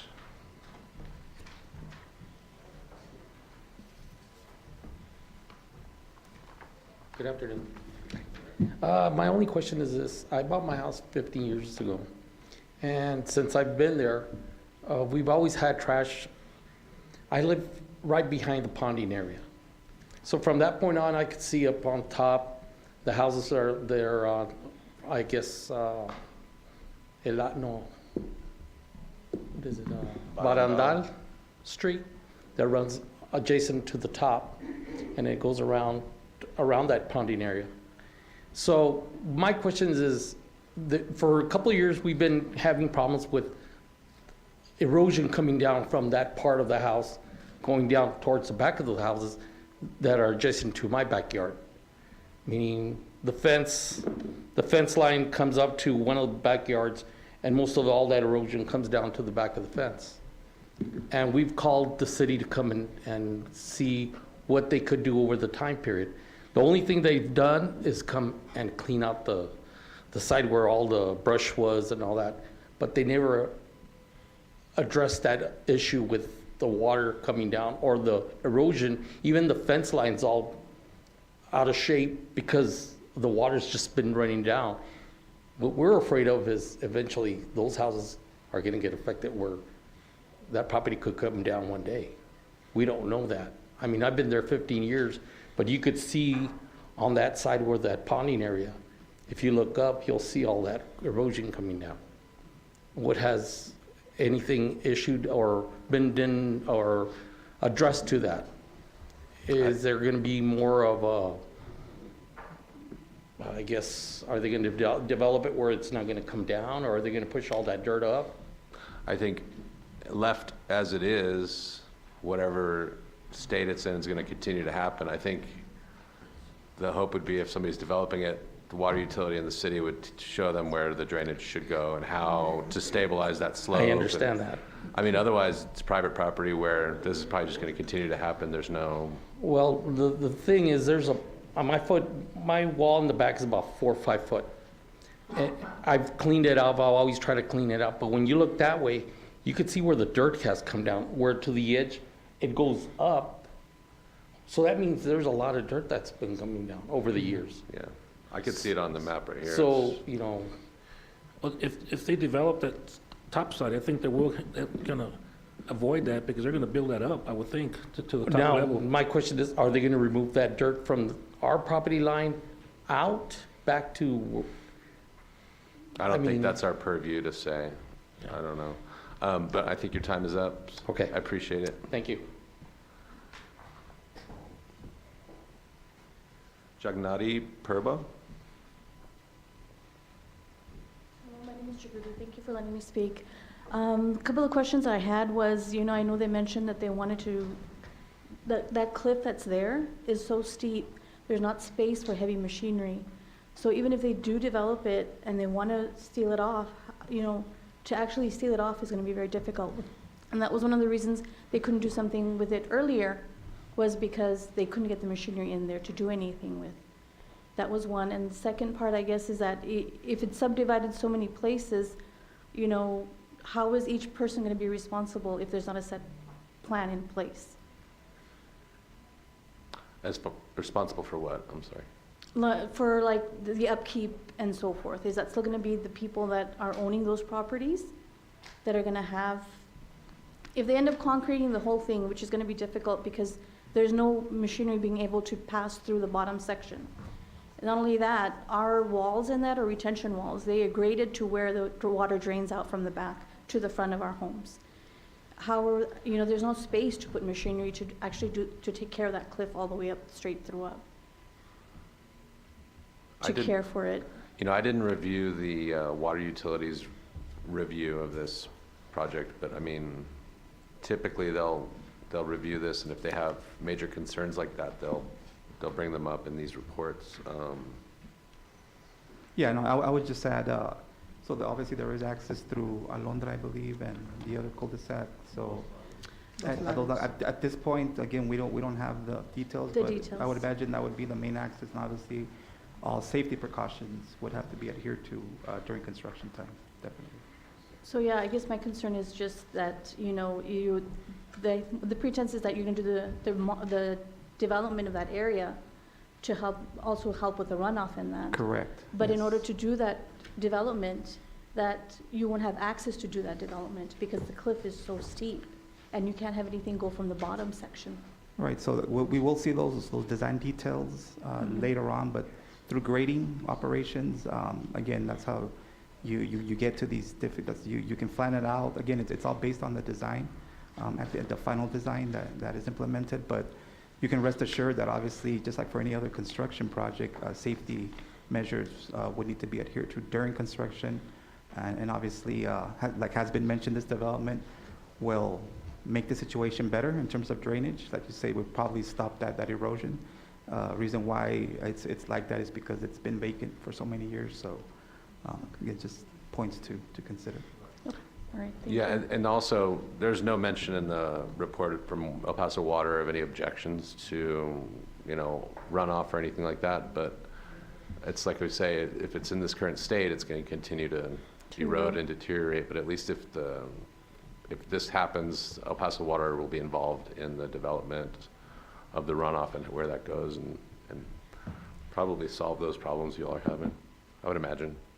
Yeah, it's the follow through. It's to make sure that it does get done because in the past, nothing has been done because the accessibility of the area. Right. All right, thank you. Thank you. Okay. Sylvia Carrion.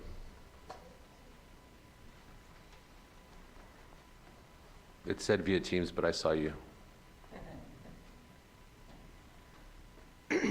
Sylvia Carrion, President of the Mission Valley Civic Association.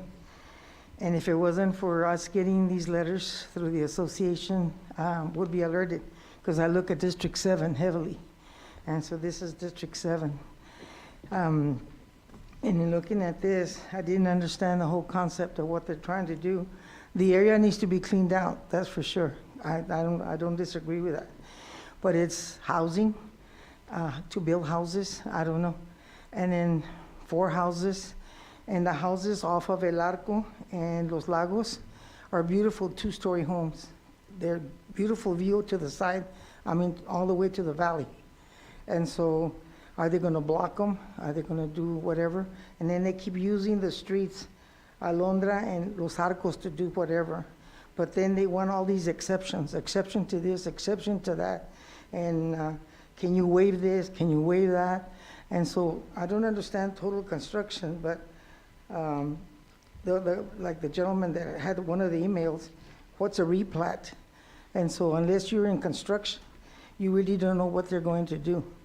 But it's just that I was alerted and I said, what are we doing? I got in touch with Mr. Saab because he owns properties up there on the other side. I said, is this our project? And he goes, no. This is something else. So I went to see what's going on. And so the configuration of this, I went this morning, it's straight down. I mean, you go to the dead end and it's straight down, or both on El Arco and Los Arcos. And then yeah, when you get to the other one on Silvestre, then you can see the regular flat. When you get over there to Castron, then you can see a more settled in land like that. So I don't think it's a good idea, but you know, it's you're the ones with the vote, and I think I don't think it should go not this way anyway, not with all the exceptions and all this stuff. Thank you. Thank you, Ms. Carrion. Eduardo Saab? Oh, Edward Saab, I'm sorry. Hello, I'm Edward Saab, and I am a property owner in the area. I don't really have a pro or con for this subdivision. I think it's fine. The only modification I'm asking for is there is a note number 7 on the plat that refers to drainage. And although Raul and Mr. Olmos have stated that we're not discussing drainage, it's on the plat, so I need to bring it up. It states on there that the water is supposed to flow to either the 2 streets in the El Dorado subdivision, or it's going to drain to the Colonial del Carmen subdivision to the south, the lower side.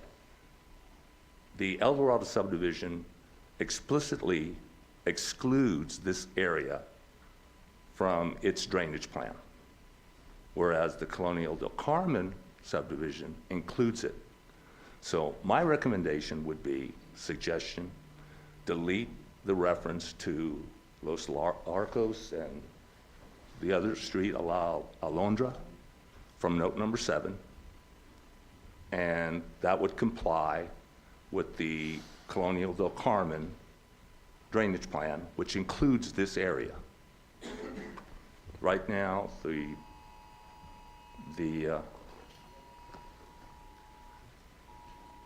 oh, I'm sorry. Anyway, so right now, that note is ambiguous, and it shouldn't reference anything to the El Dorado subdivision. Are they talking about the drainage structure, though? They're talking about the overland flow of the drainage. Okay. Can we do that, Kevin? If it's on the plat, obviously that's under the purview, and I think that'd be appropriate for the applicant to respond. Okay. Yeah. Thank you, sir. She's very informative. Thanks. Omar Terrones?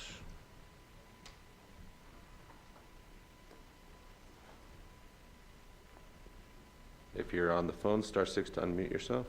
Omar Terrones?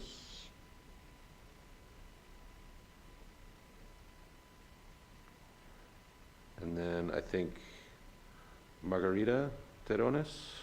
If you're on the phone, star 6 to unmute yourself.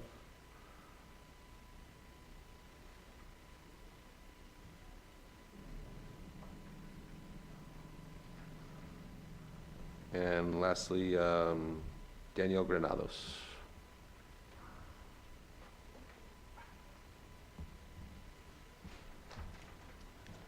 Hi, my name is Daniel Granados. Well, first of all, it's the first time I've heard about it, since I came here. They were explaining it to me when I came in here. And I got a couple of questions. Is those houses going to be built on top of the slope or on the bottom of the slope? Because it's a deep, deep slope. It's not, I mean, you can't even climb that hill. That's my question. And if it is going to be built on top, that water's going to run very quickly.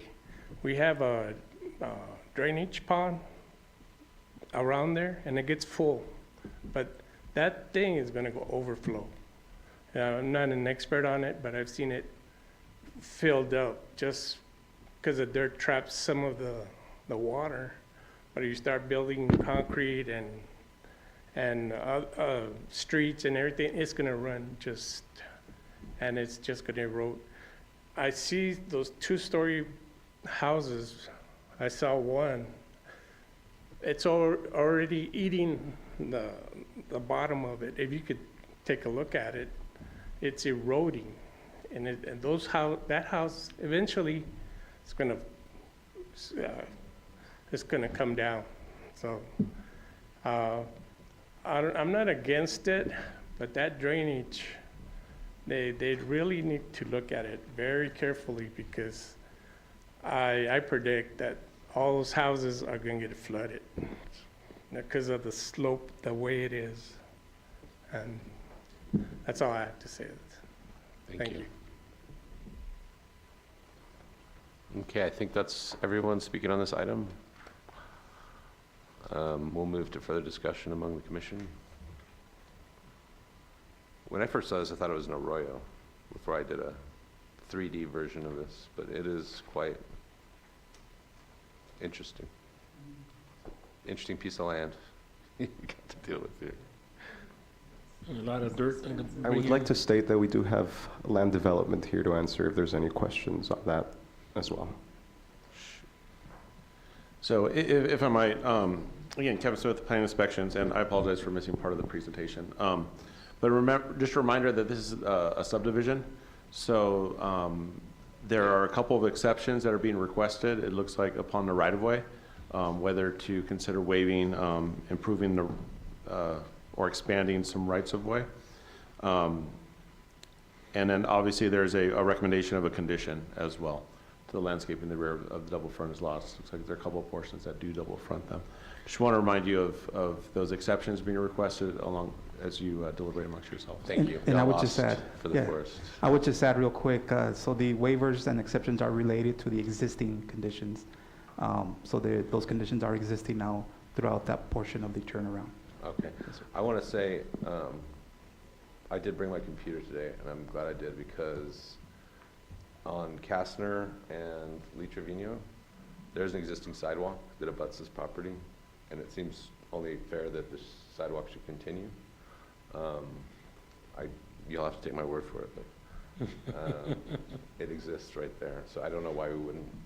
So I would say we don't allow the Lee Trevino exception. I think that sidewalk can continue here. Otherwise, that's my only opinion so far. They have the questions on some of the notes, and I can't read them, they're too small. Is the city okay with, I mean, the way they, the note they brought in as far as where they want to drain the water to? Is this a city, is that gonna work? I would defer actually to land development staff. I believe a couple are here from land development.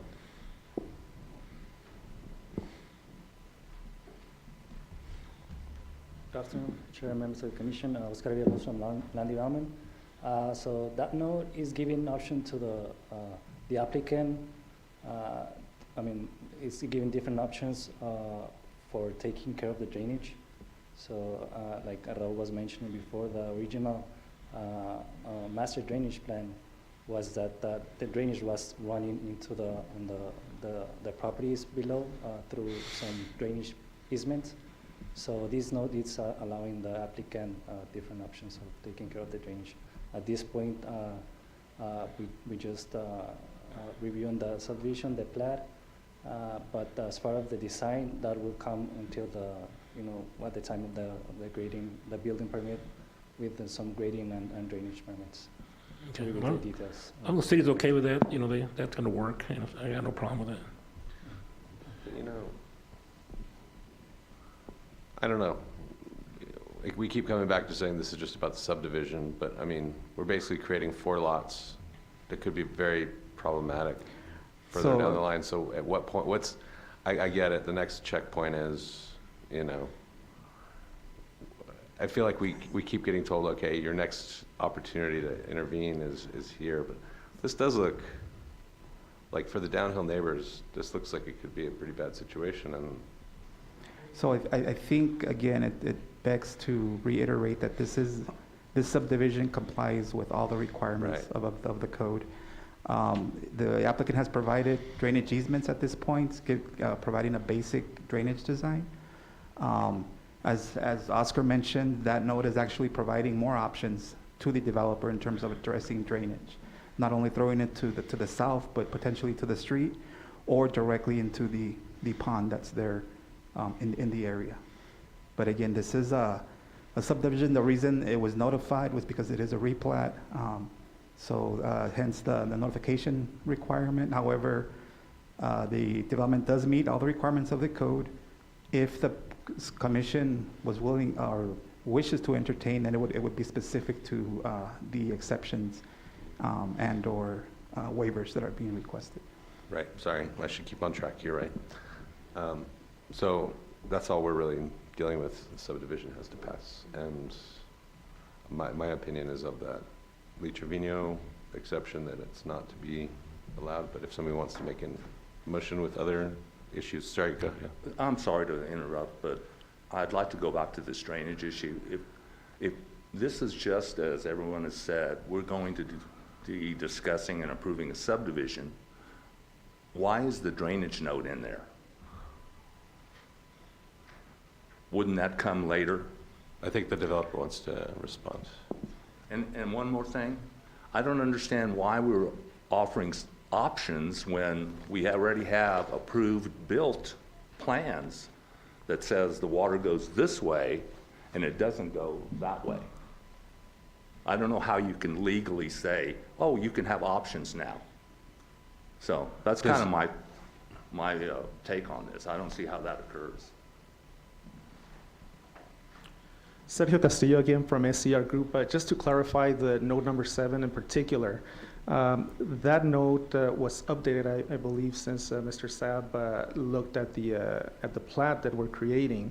So what that note states is that this development is going to follow the existing master drainage plan. And he is correct. The existing drainage is towards the west-southwest, as there are existing drainage easements there.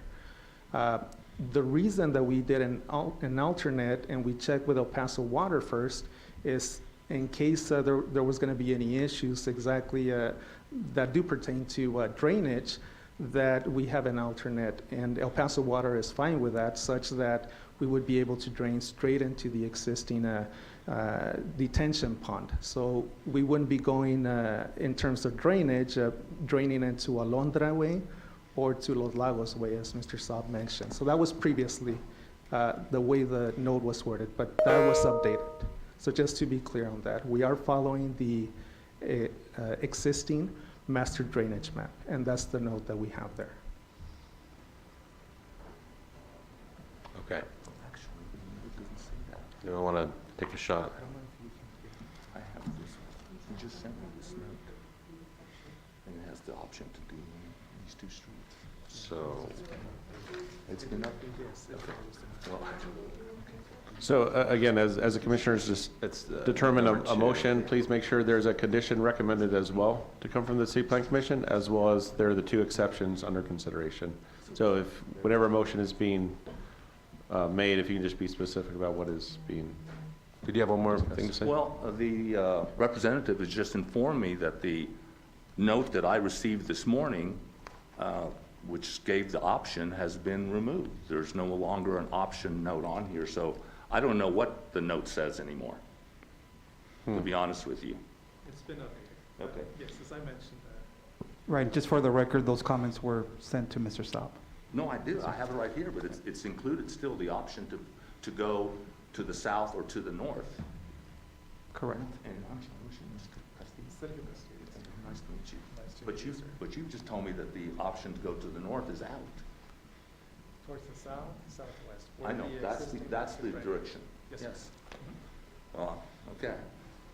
Are you satisfied or less satisfied? Well, I'm confused, to I be am honest too. with you. I don't even know what the note says.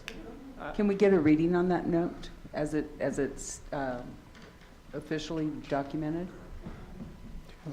Is it here? Said subdivision will allow for stormwater runoff to surface flow to the fronting streets of Alondra Way and Los Lagos Way, or to continue to surface flow towards the south. Existing rock wall openings along the south rock wall at Colonia del Carmen, Unit 4 subdivision, will allow for stormwater to flow along existing private drainage easements that outflow towards Babylonia Drive. Do you have a map that shows that? I need to see that. I think if you go to the aerial, George, we can go to the aerial.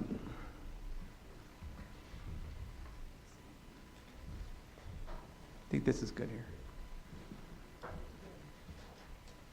I guess so.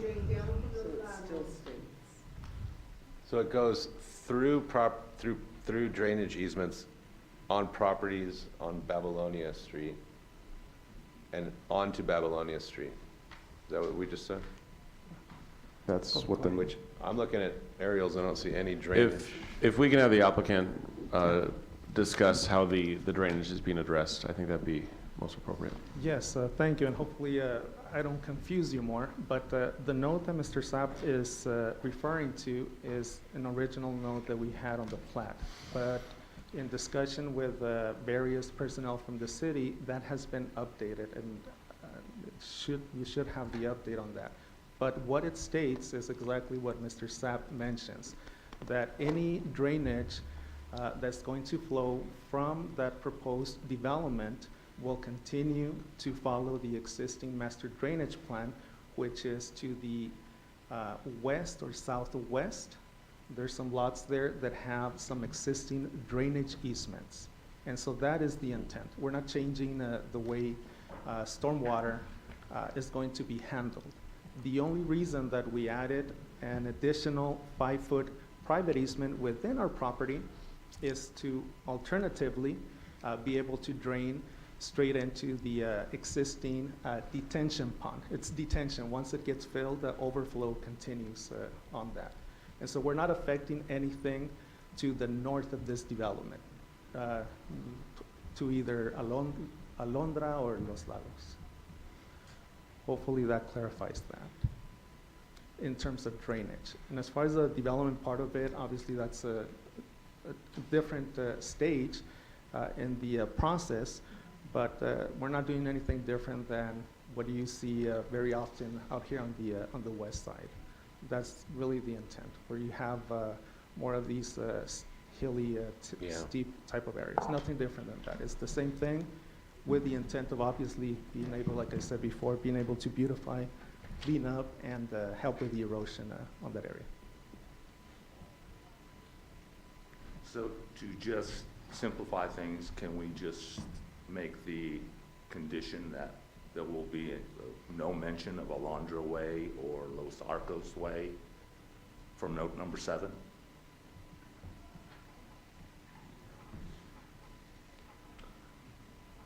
What were the two streets? I think they're called, And wait, so those are supposed to be the drainage points? well, they're. Because they're that's- uphill. They're uphill, but you never know with developers. They can do all kinds of things. They may put a 40-foot wall and go that way. So. you know, Okay, so we need to. Developers are a funny breed. You should know that. To the Me? chair? Yeah. I'm just a land To guy. the chair, if I may. Anyway, So- so if we could remove any mention of those two streets, I'm fine, because that is consistent with the master drainage plan as they are referring to. The applicant and staff is amenable to that. Okay, so it's gonna be on you. I see you taking notes. So you need to mention those will not be drainage alternatives, Los Lagos or Alondra? So we're saying that Alondra? subdivision will not allow for stormwater runoff to surface flow to the fronting streets of Alondra Way and Los Lagos Way? Is that Right. what you're saying? Yes. That is correct, ma'am. That's the exception. That's, So what are we The that's just revision to the note. an addition, and to be noted, but also to not approve number 2, which is the improvements on Lee Trevino.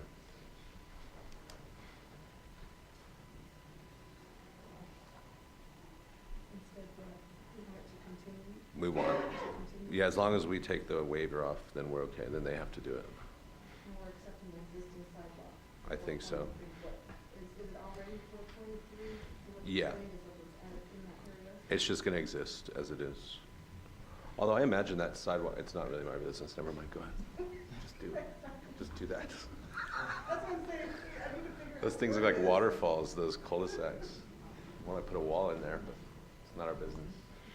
All right, Commissioner Rios to approve or accept the existing 4.83-foot sidewalk along the cul-de-sac around on Alondra Way. And we are declining or not waiving the construction of the 5 feet of sidewalk and 5 feet of landscaping parkway along Lee Trevino. And you need to include. And then third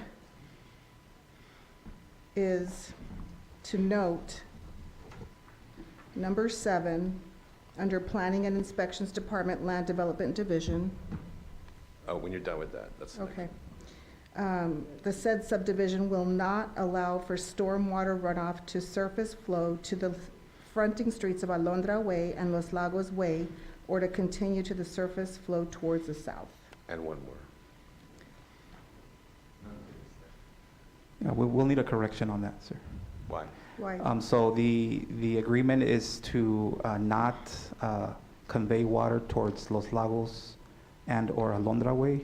However, the master drainage plan does provide for conveyance to the south, to the southwest. So Yeah, but that, we're not mentioning that. Oh, yeah, I did. She It's did. the end Oh, of you the did? sentence. I didn't hear you say that. Okay, so let me I was- reword. I was ready for the next part, okay. I can read. No, I know, I gave you. Yeah. Can I suggest something? Yes. That we just accept all the exceptions except for number 2. Okay. On the Trevino, and then you get to your other thing. Okay. So Commissioner Rios to accept everything with the exception of number 2.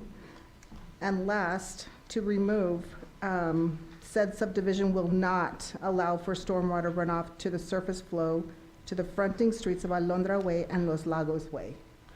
And that's it. Does that also include the provision for the landscape of the double frontage lots? Yes. That's number 2. No. Or- That, she accepted everything except item number Right. 2. Okay, thank you for that clarification. Second, Castro. All those in favor? Aye. Aye. Aye. That motion passes. It normally doesn't go that awkwardly smooth. Dang Well, it, thank sure, you. throw me under the bus. Well, we got through it. Yeah, we did. And I've lost my agenda. Okay. Item number 3, please.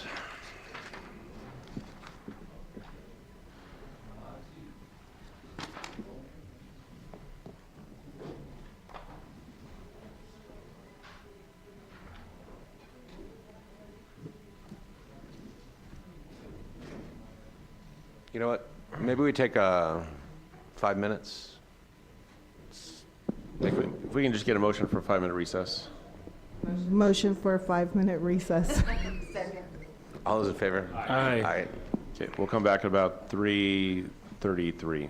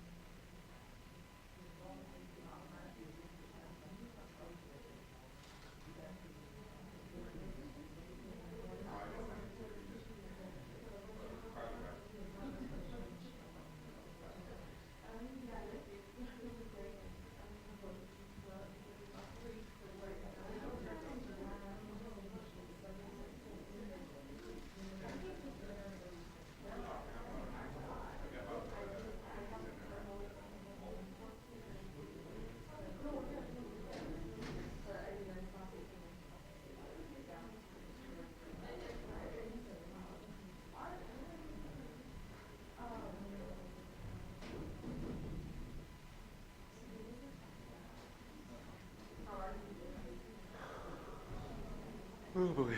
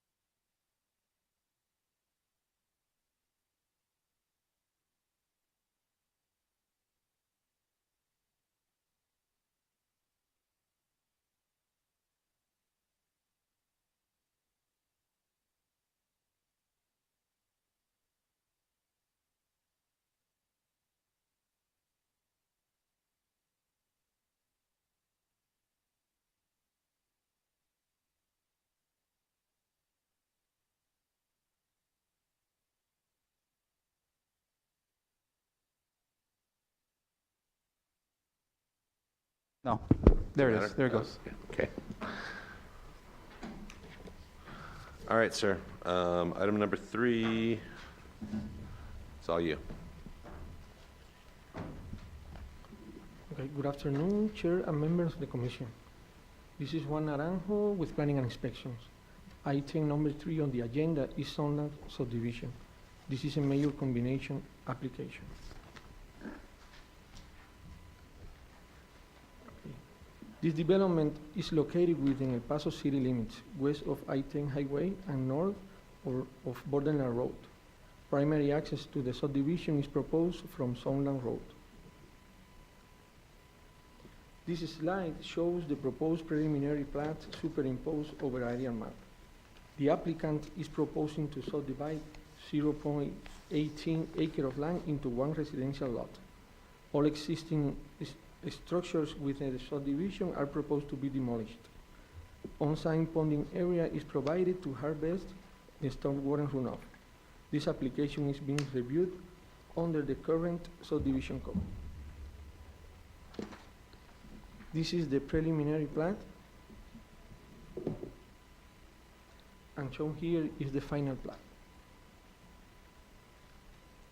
The applicant is requesting one exception pursuant to El Paso City Code Section 19.10.050, roadway participation policies, improvement of roads and utility within and or abutting the subdivision. This exception is as follows: to waive the construction of 5-foot sidewalk and 8-foot planter strip to allow the current configuration. This slide shows the required and existing cross-section for Sunland Road. These are the existing conditions for Sunland Road.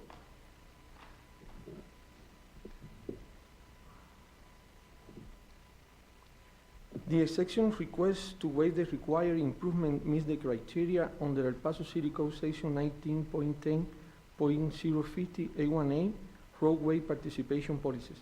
Improvement of roads and utility within or abutting the subdivision, as at least 50% of the lots within a quarter mile have been developed and the existing street improvements are in character with the neighborhood. Staff recommends approval of Sunland subdivision on a major combination basis. In addition, the applicant is requesting from CPC the following section: to waive the construction of 5-foot sidewalk and 8-foot planter strip to allow the current configuration. Thank you. This concludes my presentation. Thank you, Mr. Rana. Any questions for staff? No? Okay. Can we hear from the applicant, please? Good afternoon, Commissioners. Fermin Dorado Jr. with Dorado Engineering, representing the applicant here today. And we agree with all staff comments. It's a long road to get here for this. It sure is. Any questions for the applicant? No? Okay, thanks. Thank you. Entertain a motion? Or further discussion? I move to approve. Second. All those in favor? Aye. Aye. Aye. Motion passes. Thank you.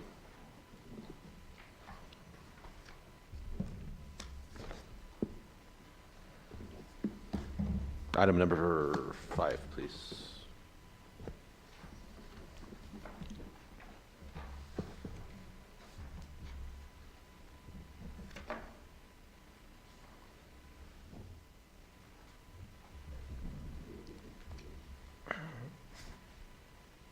Good afternoon, Chair and members of the Commission. This is Juan Naranjo with Planning and Inspections.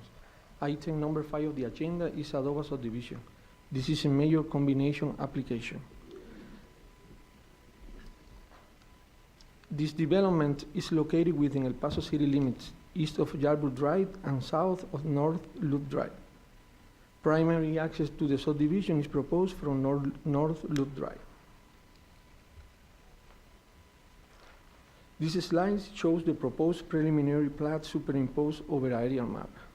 The applicant is proposing to subdivide 5.85 acre of land into one commercial lot.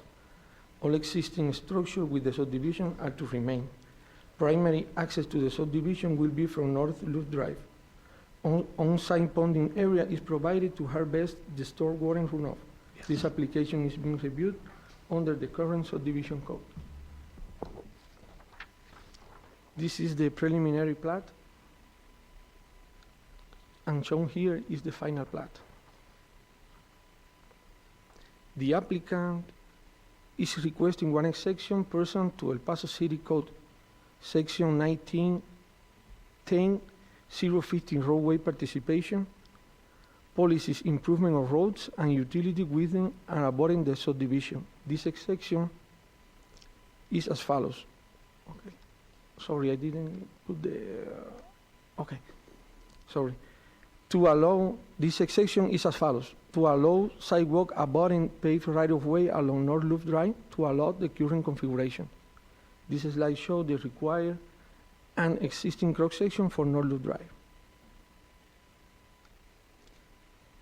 These are the existing conditions for North Loop Drive. The exception request to waive the required improvement meet the criteria under El Paso City Code Section 19.10.050 A1A roadway participation policies, improvement of roads and utility within or abutting the subdivision as at least 50% of the lot within a quarter mile have been developed and the existing street improvements are in character with the neighborhood. Staff recommends approval of Sadova subdivision on a major combination basis. In addition, the applicant is requesting from CPC the following section: to allow sidewalk abutting paved right-of-way along North Loop Drive to allow the current configuration. Thank you. This concludes my presentation. Thank you, Mr. Naranjo. Thank you. I have a question. In this circumstance, which we don't get very often, where there's an actual existing parkway and then the sidewalk, can we request that, or if it's developed, is there a building inspections point where they say, okay, you need to landscape and re-irrigate this parkway? I mean, is there going to be a requirement to actually landscape that at some point, or is this the point where we say, yes, we're going to allow this configuration, but we want it to be landscaped and irrigated? You know what I'm saying? Right, no, so that is a standard requirement. For, to get a building permit? Correct, yes. Okay, Yeah, gotcha. and as with any building permit, it is, one of the final stages is the inspections phase. Because this is not a typical parkway, but it's going to be considered one, right? Correct, so, Okay. yeah, landscaping will be required within the parkway. And I, just as an aside, I only bring this up because of driving up and down Mesa all the time. All of the supposed parkways that are supposed to exist there, the landscaping is all gone. So I just, if we have an opportunity to get landscaping, that's all I was saying. Anyway, everyone wants to. If I might just add to that, this is a TxDOT roadway, so obviously it's subject to their approval as well. Which landscaping? Landscaping, It's not their priority. I'll just say it's not their priority, but it's something that we always push for. It is very much needed in the city of El Paso. Yes, sir. Okay, thank you. Can we hear from the representative, please? Good afternoon, Commissioners, again. Fermin Dorado Jr. with Dorado Engineering, representing the applicant, and we do agree with all staff comments. Thank you. Any questions? No? Okay, thanks. Thank you. Entertain a motion? Motion to approve. Second? All those in favor? Aye. Aye. Motion passes. Thank you. Okay, item number 6. Nope, we already did that. Just kidding. Item number 8.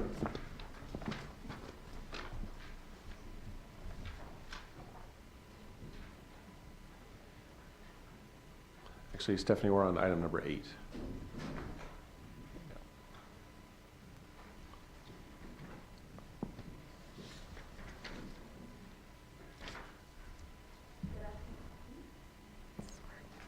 Good afternoon, Chair and members of the board. Nina Rodriguez with Planning and Inspections. Item 8 on the agenda is a rezoning request for a property located at 246 Southside Road, north of Loop 375 and east of Zaragoza Road, within the Isleta Historic District and District 7.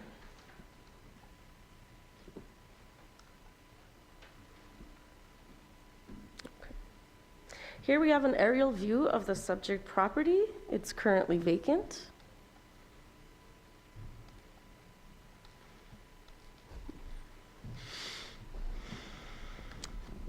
The applicant is requesting to rezone from RFH, Ranch and Farm Historic, to R4H, Residential Historic, to allow for the proposed use of single-family dwelling lots. Rezoning the subject property to R4 Residential would provide more density and housing stock within the surrounding area. The property is located in the G3 post-war future land use designation. The proposed use of single-family dwelling lots is in keeping with Plan El Paso.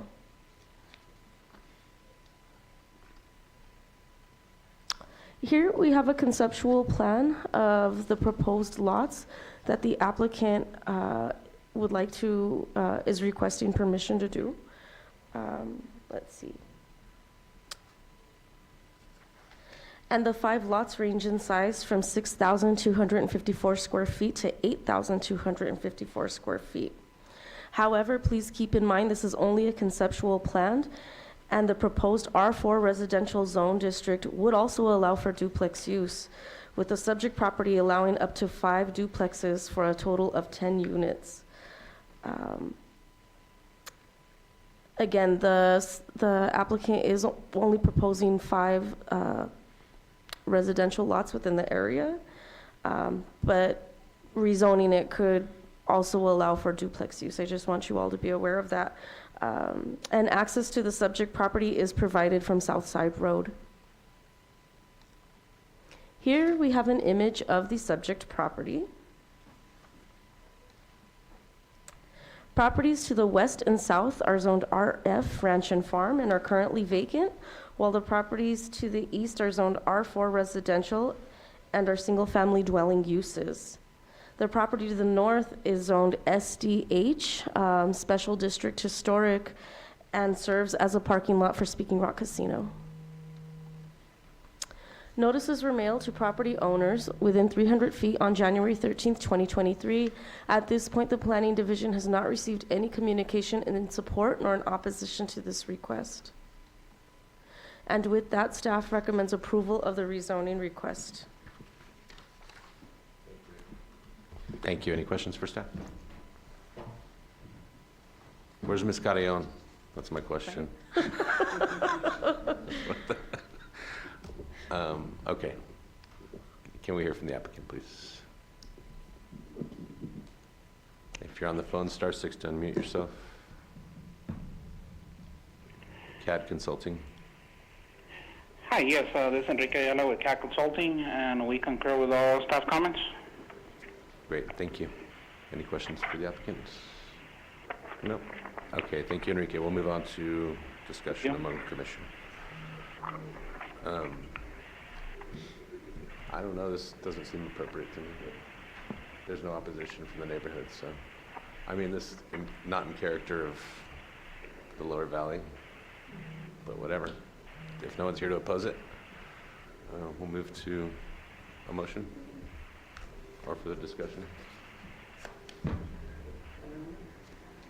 Again, I would say infill is a good thing if it's done well.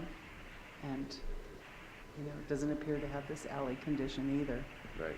So Do you want to make a motion then? I would move to approve this.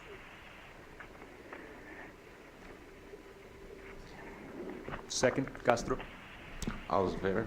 Aye. Aye. Aye. Aye. Motion passes. Thank you. Thank you. Thanks. Item number 11, please.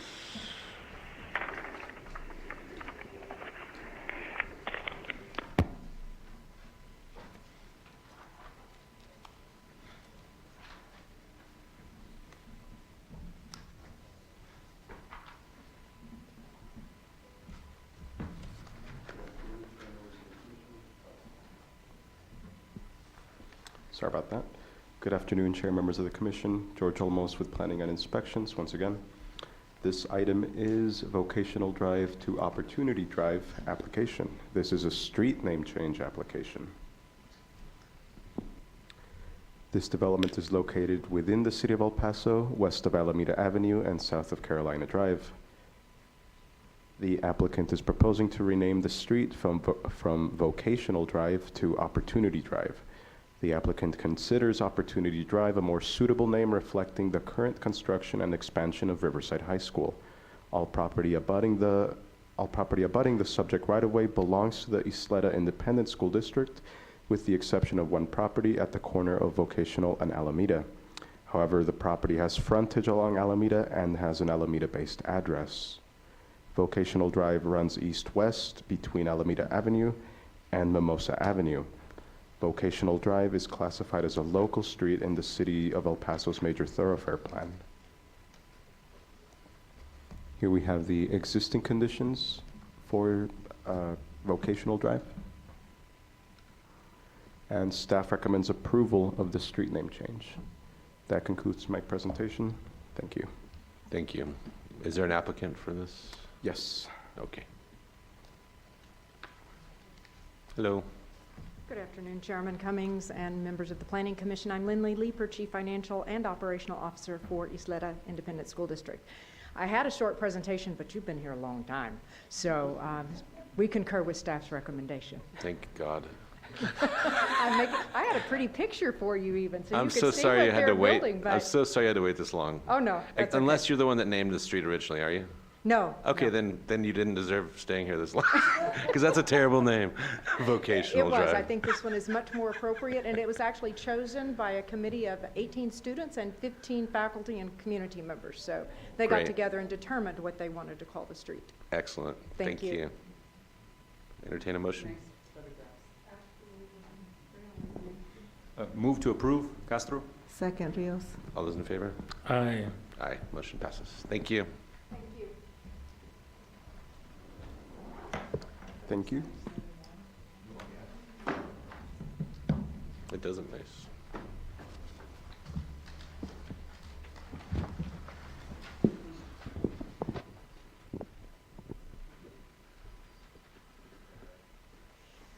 Okay.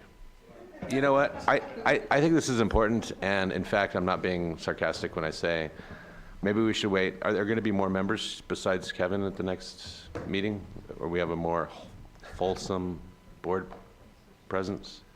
So right now, Kevin Smith with Planning Inspection. So we do have a number of CPC members who have submitted their resignation. So 1, 2, 3, 4, 5. There may be a possibility of 1 or 2 extra members, and obviously we are looking at having some new members appointed as well. So this is something obviously we've talked about. So I'll leave it up to the will of the commission. I don't have a presentation. Before you are a couple of binders that we started creating. This is for new commissioner orientation. At some point, everyone was new. It's like drinking water from a fire hose. Sometimes it's like that every week. But this is hopefully, and a lot of the feedback that we received from you have helped mold in what we're looking at in terms of onboarding a new commissioner. What's included is obviously some of the details of what is required, you know, the required trainings, you know, bylaws, the schedule, a lot of those particulars, but also how to help you in your efforts. So in there are a couple of presentations that have been given in the past. A lot of them you can simply read through. One actually was given by our attorney here a couple weeks ago. Another one was given by staff a couple of years ago, which we'll probably at some point bring back to the commissioners, just as a refresher. There are a couple of articles in there just about planning in general, as well as some of the other things. And then one of the other things, especially for if you're not used to development, there's a section for helpful definitions to sort of give an indication about what we say when we mean ETJ or MTP or TIA or some of these other things that maybe we're not, the public isn't used to, as well as just staff contact, the enabling ordinance, where you get the powers that come to the City Plan Commission. Where does that come from? Our origin story. The origin story, if you will. Many moons ago, the bylaws, a lot of where we're at and how these meetings are conducted. So obviously that's a very brief overview of these, but this is a work in progress, so we welcome feedback, and I encourage feedback because we want this to be better. We are not commissioners, we are staff members, but whatever can be done to assist future commissioners in their efforts to help gain a little bit better understanding of what it means to be a commissioner on the City Plan Commission. So with that, I'd be open to any comments, suggestions, feedback, and again, even though we're asking for feedback now, I am not opposed to feedback down the road. You have time to reflect on it. Once we get it more finalized, then we'll mass produce this. So you're planning on issuing a hard copy? Yes, yes, ma'am. Not digital. Not digital. Or maybe do it both. We can do both. There are about 20 or more different documents included as part of that. And so we can provide that obviously to the new commissioners, but for some of us, I prefer a paper copy. And at the end of the day, it'd be up to the individual. Can I take this home to do That's what I homework? was gonna ask too, if I could have a copy to take home. Yeah, maybe also what I can do is maybe I can email it. We can email all the documents. Okay. Because then everyone can see it. We didn't want to do a mass production yet because it will change. It will change. But what we do is I'll work with Elsa and we'll provide a Dropbox or a way for you to access all the files we're looking at.